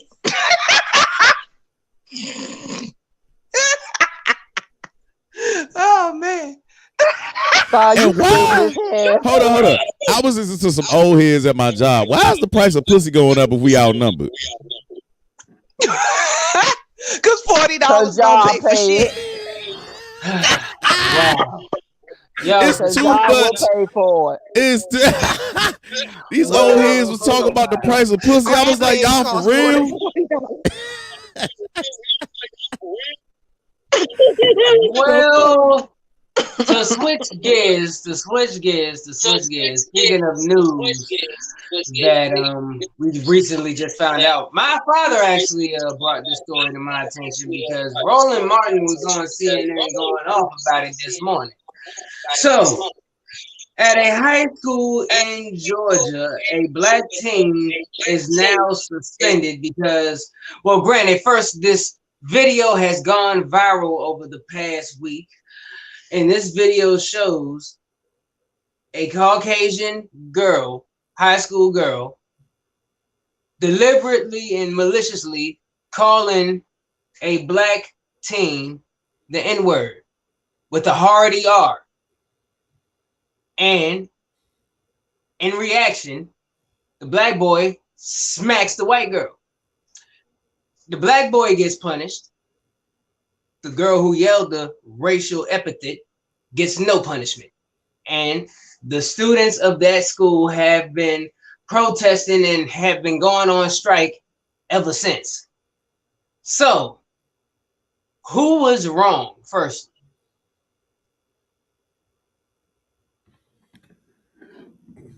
All right, so I feel like this. Black boy smacked the white girl, right? Right. All right. So That is correct. First and foremost, I raised my son not to put his hands on a woman. You dig what I'm saying? But that doesn't excuse, you dig what I'm saying, her coming out of her mouth wrong, but her not being punished. You dig what I'm saying? Nah, that's bullshit. Complete bullshit. There's no other way to say it. You know what I'm saying? Like, especially because right. Where I went to Anne Arundel County School, and I was in a situation where the young man dropped the same situation. You feel me? And they separated us in the gym, and they wouldn't let us fight in the gym. So I snuck out the back door. You feel me? And I went and threw my stuff on the bus, and his bus was next to mine. I seen him get on the bus, and I went and got on the bus, and I beat the shit out of him. Literally stomped him in the seat. They was trying to be extremely harsh. You feel me, in my situation, and I was actually up for expulsion because when they tried to get me, you feel me, I was swinging at teachers and everything. It was an all-out mayhem. You feel me? But after investigation, you feel me, fortunately, you know what I'm saying, the white administrator, you know what I'm saying, he was like, nah, you know what I'm saying, like, yeah, he's going to get punished for what he did because I was wrong for beating the shit out of him. But in the same breath, you feel me, that type of behavior isn't tolerated. So, you know what I'm saying, I feel like they're 100% wrong for not even issuing some type of punishment to that girl. Interesting. Mo? Well, actually, no, let's save you for last. Star. I mean, I agree that she should have had to deal with some type of punishment, but I feel like this generation is too easy on the female students, period. So literally today, earlier today, one of my boys' high school called me on the phone because my son almost got into a fight. It was something really, really stupid. One of my boys played basketball against another little boy and they bet each other $50. My son won. The boy then sent his friends to tell my son, oh, you're not getting nothing and you could do what you want about it. Basically being macho. But lo and behold, there's a little girl at the center of all of this. And she went to the other boy and said, my son said all of this mess that my son didn't say. So basically she started this beef. And the assistant principal called me to say, okay, you know, we want your son to calm down. Can you talk him down? He's really upset. And of course, I checked my son. You know, in short, I told him grown men do grown things. And you are now of the age where you're responsible for everything you do. You're still in school, but you're 18 now. So it's no longer a joke. Then I made sure to talk to the assistant principal and let him know, listen, as a parent, when my kids come home, your female students are at the center of a lot of stuff and they never get in trouble. So you might want to check that. Every time they come home, it's a different story about somebody fighting or a video of young men fighting. And it's always a female running her mouth somewhere in the middle. If she's not trying to fight the boys, she running back and forth. And I told him, maybe that violence would slow down if you start holding these females accountable. So for this situation that we discussing, I feel like she absolutely needs to be held accountable. Not only does it make her stop her BS, but it tells other females around that sees it that they might as well not even come with the BS or face consequences. Respectable. Miss Phoenix. Yes, sir. How do you feel about this story that we are discussing? Like, who was wrong? What do you think? She was wrong, of course, for saying what she was saying, but he was wrong for hitting her. Honestly, the way I would have handled that, she'd have had to see me after school. Okay. But she should have been reprimanded as well. What was the consequences for him? He was suspended. I'm not. I gotta look back and see for how long, but it was he. Long story short, he got. I guess he got the everything aside from expulsion. And you He know wasn't what? expecting. Let me go back. Um, I don't know what they expected him to do because honestly, he reacted the way you would expect somebody to react when they get called a nigga. So I don't condone boys hitting girls. I don't even condone girls hitting boys. But she should have got slapped the fuck out of her. Honestly, I'm gonna be honest. That the suspension is a consequence of him putting his hands on her, but she should have been suspended as well. I have a All question. right, I have a question, what's up? Miss Weezy, because you're raising young queens. So Yeah, and let's I don't allow my daughters, and I'm very big on you don't put your hands on people, you don't hold on, say hold on, things hold to on, hold people. on, Oh, hold go on. ahead. I'm sorry. So let me flip the coin like it's Wednesday. You feel me? So if your daughters came home and told you that a white boy smacked him because they called him a cracker, or how would you feel? You feel me? Like, would you tell your daughters you said something, you feel me, that was inappropriate? Like, like you deserve that? I would tell. Okay, first of all, like I was going into that point. I tell my children, first of all, you don't do things to people you don't want to be done to you. You don't say things to people that you don't want to be said to you, and you cannot control how people react to the things that you say. Yeah, I would be upset with somebody putting their hands on them, but I also understand that words actually affect people. Man, look, I'm I'm different. like, did you hit them back? I'm Did you different. know? Let It's me just let my daughter come home and tell me that a young man put his hands on her all because of something that she said out of her mouth. Yeah, she wrong, but nah. I kind of feel like something like that is not worth hitting a female over. You feel me? okay, Like, but adults hit other adults for being called a nigger. I feel you, but that don't make it right though. It don't make the fact of them You feel saying it me? right either. It's wrong I either feel you. way. It's I feel wrong you. either way. But look, But you guess what? Hold on. Let's bring it to adulthood. If a grown man was to smack a woman in the mouth, what would happen? What would he'll be happen? arrested. Exactly. So You before feel we me? go, So I, my point was this. I feel you. I definitely get what you're saying. You feel me? I definitely get what you're saying. But you gotta kind of I feel like we gotta kind of think a little bit different, because if we make that behavior common now, you already know once you get in the system period, you're fucked as a black man. You And feel me? that is true. But the fact, you know what angers me about this whole thing?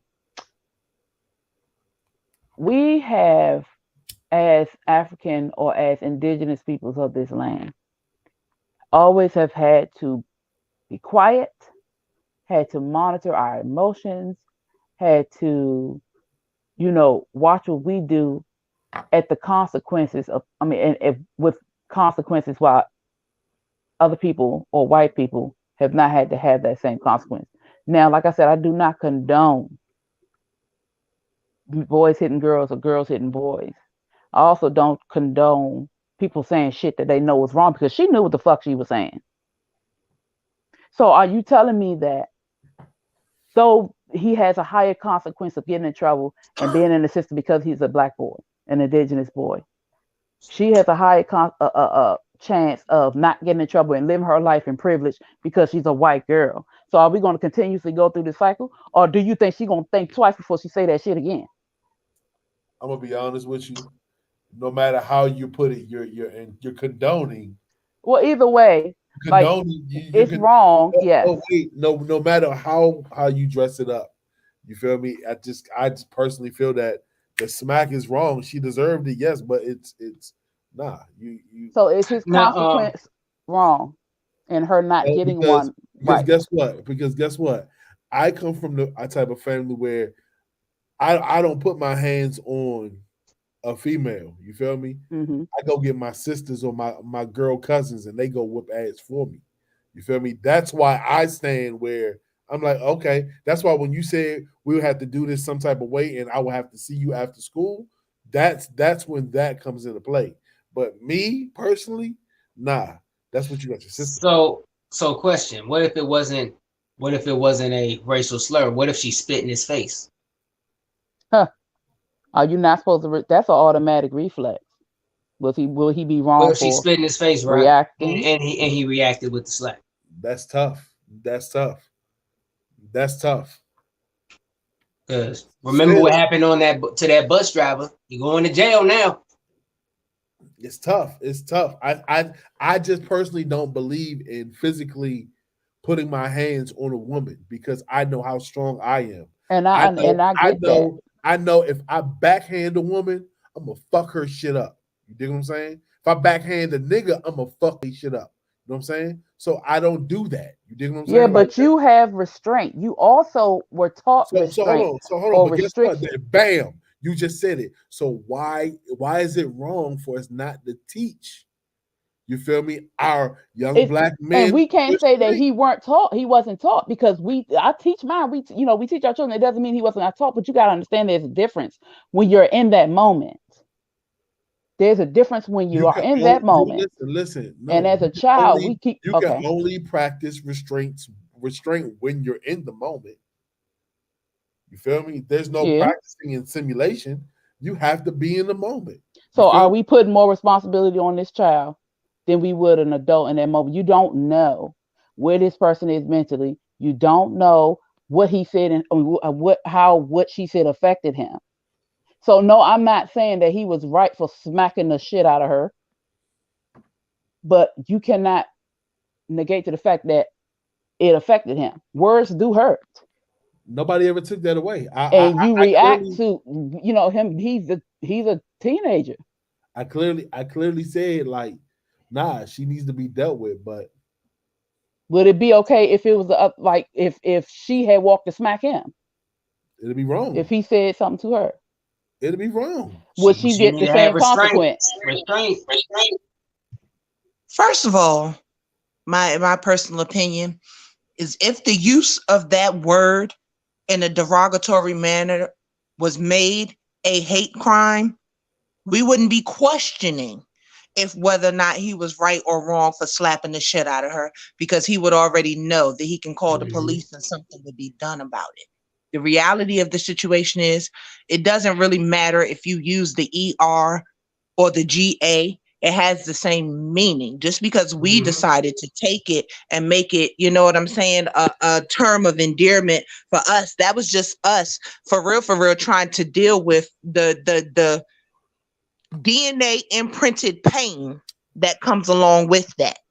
The reality of the situation is we have now other generations that have come behind us that have decided, I'm going to try to hurt you with this word.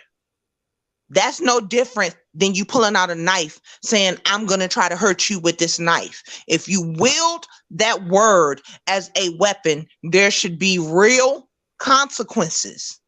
If us as Black people felt that, no matter what age we are, we will be less prone to want to knock their asses out when they throw it around. And it's not even that it hurts us.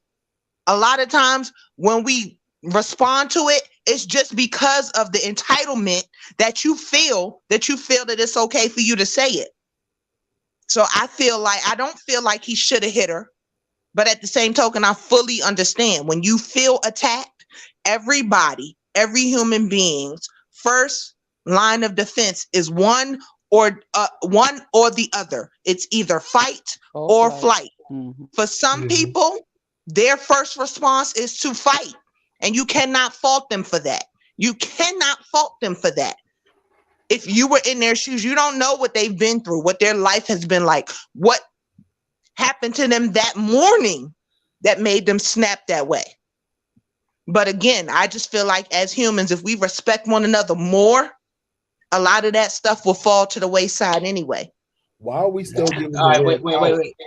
Before we go, because a lot of people have been talking. Before we go, it looks like we into heavy overtime. I don't think we're going anywhere. I'm just saying, well, of course, but when I say, I meant to say before we go forward, there's one person on the panel we have not heard from yet.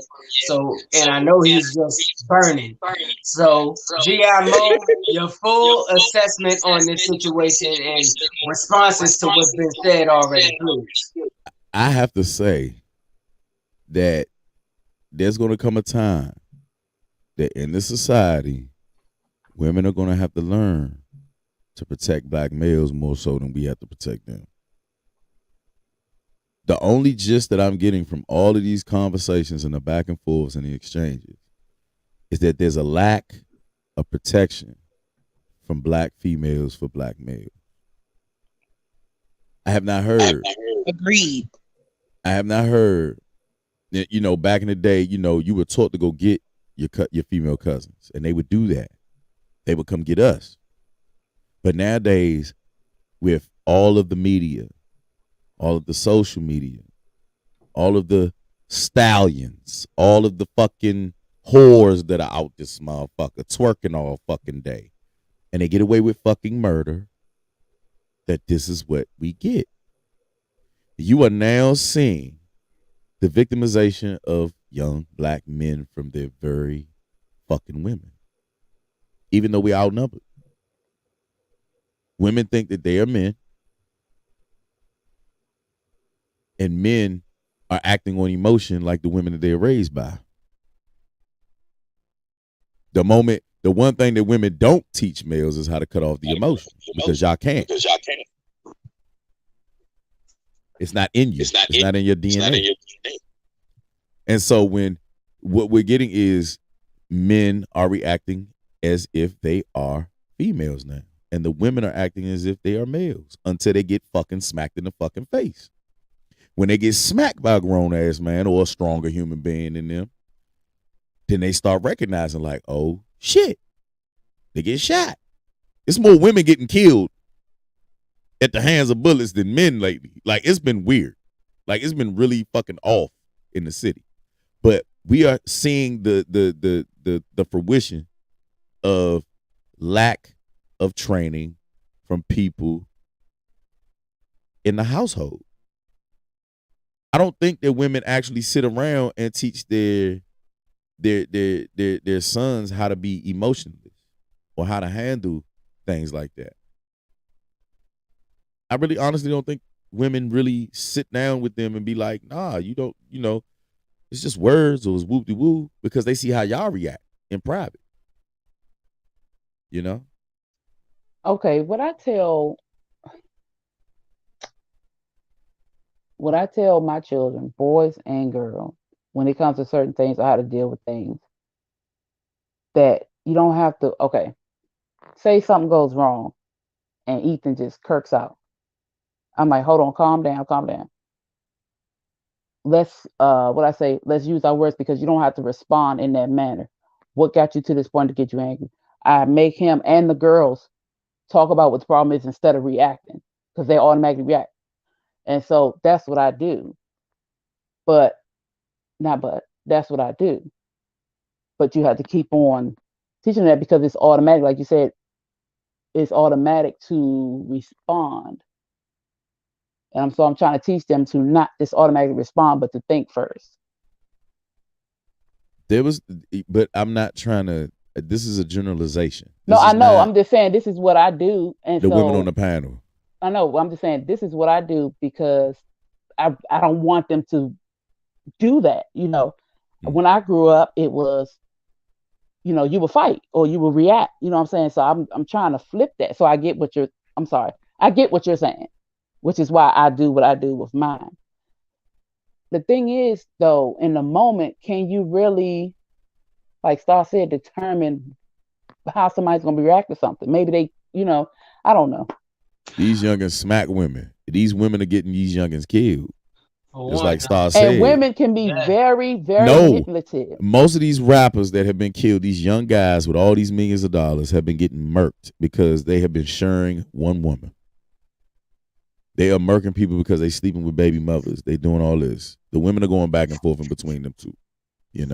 It has been big turmoil within the rap industry, within the youngest now, just because of women. And I don't understand why. It's too many of y'all for us to be fighting over.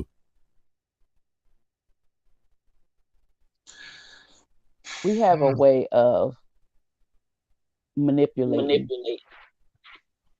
And like what Rock was saying about, he should have went and got somebody and all stuff. So, but young girls, if you've been around young girls, they can taunt.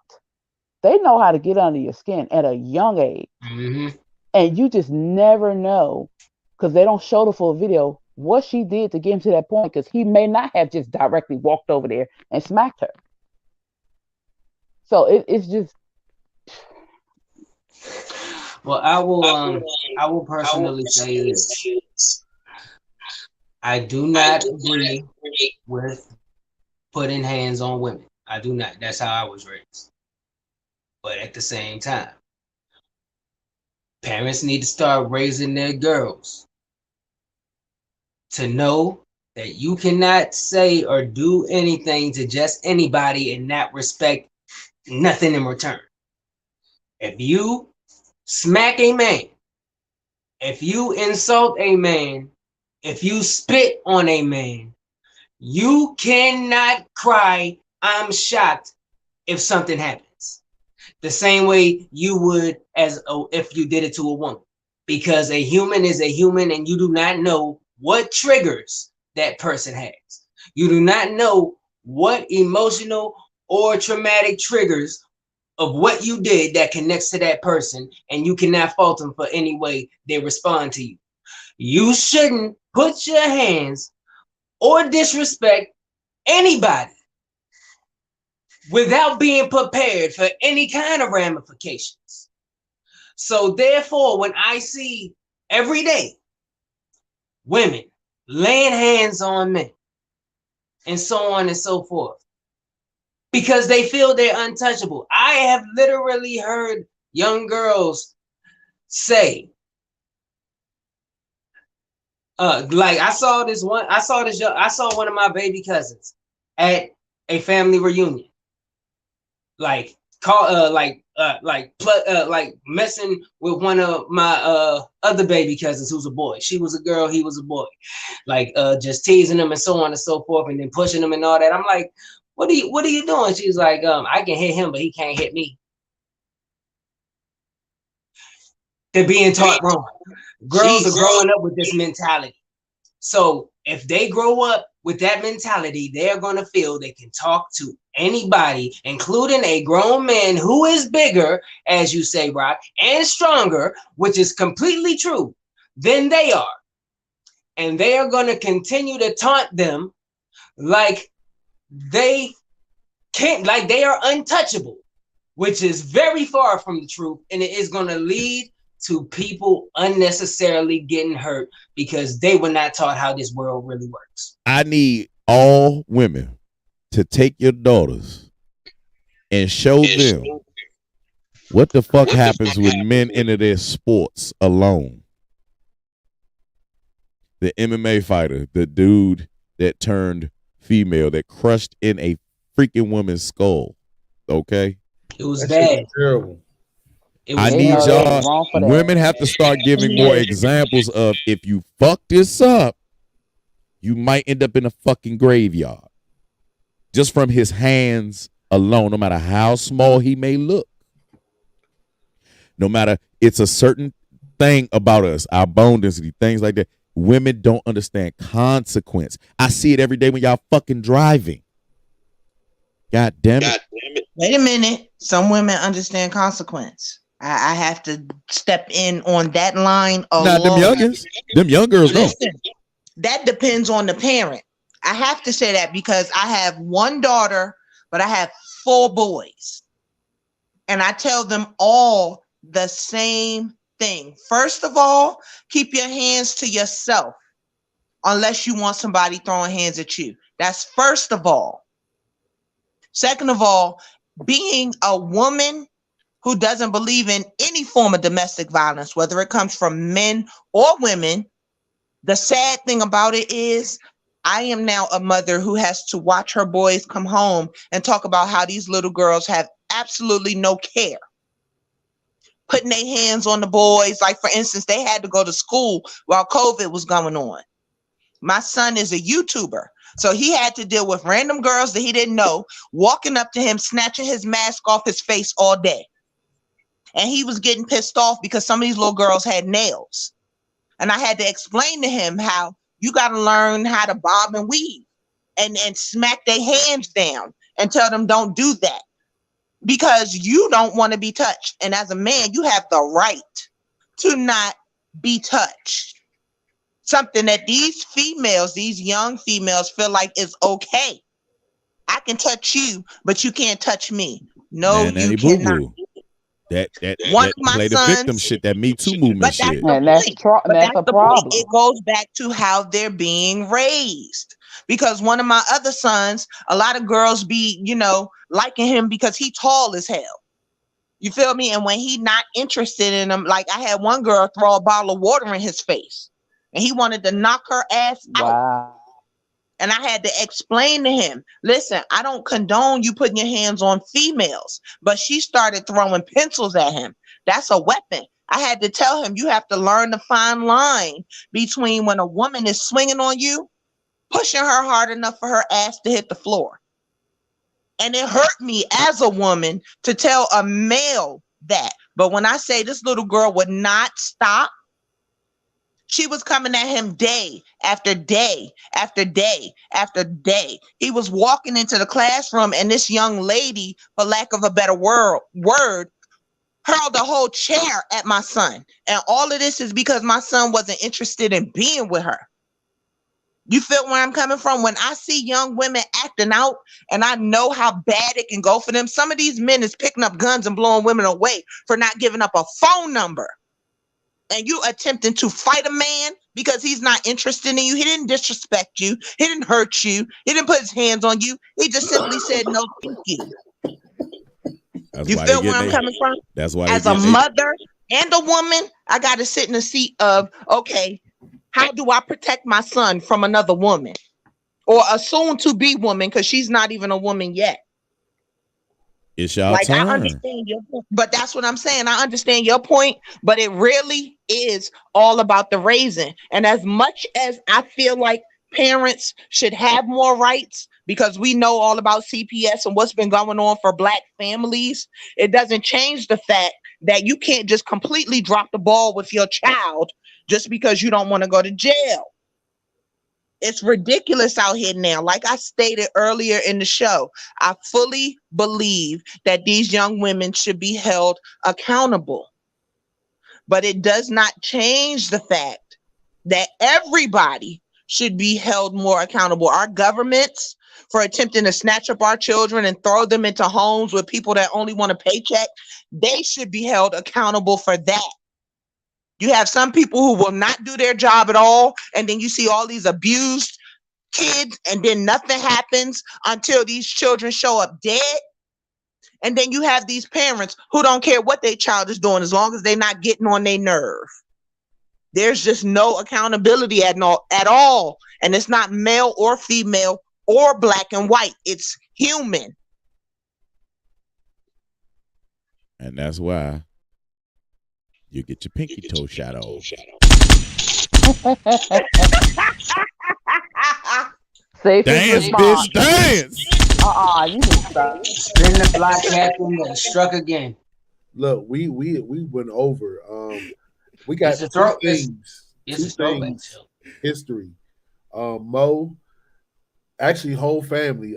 We've been doing this for almost 2 years. We're coming up on our 2 years. Actually, you know what I'm saying? Oh my God!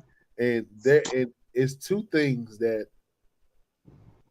happened today that we always said was going to happen, and we were waiting to see happen. Number one, Terry Crews apologized for his statements he made. He's copping the plea to Black America. You feel me? So, and that's for you, Mo, because you've been on Terry Crews' ass for a while. You know what I'm saying? And then, congratulations to Saucy Santana. We have the first openly gay man in hip hop. He signed a record deal with RCA. So now, oh, congratulations, Saucy. Yeah. He been putting in that work and can't even fake. You know what I'm saying? I just been watching him move. You feel me? How he's been elevating, and just to see if somebody was gonna pick him up, and it happened. You know what I'm saying? Yeah, it's history. Wow, that's dope. True. His song "Walk 'Em Like a Dog" is my favorite. I'm not a fan of his music. I just you know. Shout out to him though. But nah, I mean, like even though that's not my style of music, you gotta kind of give him a salute because to be who he is and to operate in the environment that he in is not an easy lane. You know what I'm saying? And I actually watched his video on his interview on the Breakfast Club, and he was like, the labels was looking at him like, is this a gimmick? You feel me? Like he did all that shit independent. Like he got a song with Lil Nas X, City Girls. You feel me? Like he did that shit on his own. So you gotta respect. You gotta respect the grind. Congratulations to him. Yeah. Man. Salute. Yeah, man. But I guess this is the No Filter Show. I guess we're gonna wrap it up. I guess so. Boy, it sound like but why? I'm not ready to leave you, beautiful people. If you haven't noticed, like you floating, girl. Listen, I was about to say, if you haven't noticed, this is the moment where I'm absolutely tipsy, absolutely high. I feel like I'm in Woodstock, free love. Well, and also just a heads up, folks. We will be back on Spotify very soon, so please be on the lookout for that. Get prepared to add us to your playlist and all that good stuff. Because it's lit. And some other stuff that we can't tell you. But anyhow, much love. It's K Quick out here. No Filter, it's BBF. It's a whole vibe. I am kquick.com. Yeah. Man, and of course, if you want to look at the beautiful content over the years that we've had, we are still in mid-construction phase, but congratulations to us, because we now have, and I've been tagging that joint, we got the redvisioncinema.com. You heard me? Yes. Hey, get y'all minds right, man. Y'all want to look at the beautiful content that we have, man. We are working on it, man. Look, we on Twitch now. We out here. You dig? And of course, every Wednesday, me and the Phoenix for both sides of the coin. Man, it's been a dope ass 2 years. It's been a dope ass 2 years, man. We might as well tell them 100 more with you guys. I love y'all so much. And y'all, I know y'all noticed we've been joking about the whole OnlyFans situation. Well, guess what? It's come true. Only it's not OnlyFans. The website is also going to soon have a members only section where you can get all the exclusive stuff that would go on OnlyFans, but you just got to come directly to us for it. So yeah. If anybody wants to prove how brown my nipples are, you will be able to see them on the fans only. Yeah, FYI, I'm not going to be the one taking the picture. Oh no, you're gonna have to post that, bro. I'm sorry, bro. You're gonna have to look at them because you gotta approve them and upload them. I can hear right now. Really the color of his elbows. That is the question. Hold up. Like shit. He gonna hit Mo up like, bro, you need some lotion. My elbows are brown. Hey. But anyway, y'all can find me at all platforms, GIMO, aka non-GMO, man. I'm out of here. Love y'all. You can catch me at the Blue Phoenix Hills every which way. Also on Wednesdays with GIMO. And also I do another show on Wednesday called Herspiration Happy Hour. I never shout them out, but I always shout us out on that show. So let me shout us out. That's so funny.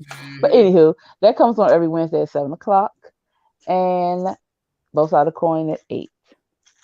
Love you guys. Oh shit, it's my turn. Well, look, y'all already know the deal. Y'all know the vibes. Y'all can catch me on all social media platforms at TaylorMade Rock, and you can catch me at Addison Road Subway Station on the weekends. I'll be tap dancing, handing out expired express papers, and packets of gummy bears. This is the No Filter Show. Boom. Oh, and also be on the lookout for lace fronts by Star, made out of pure goat hair. We out here. And I do line. It's called puckered raisins. Good night, Oh my gosh.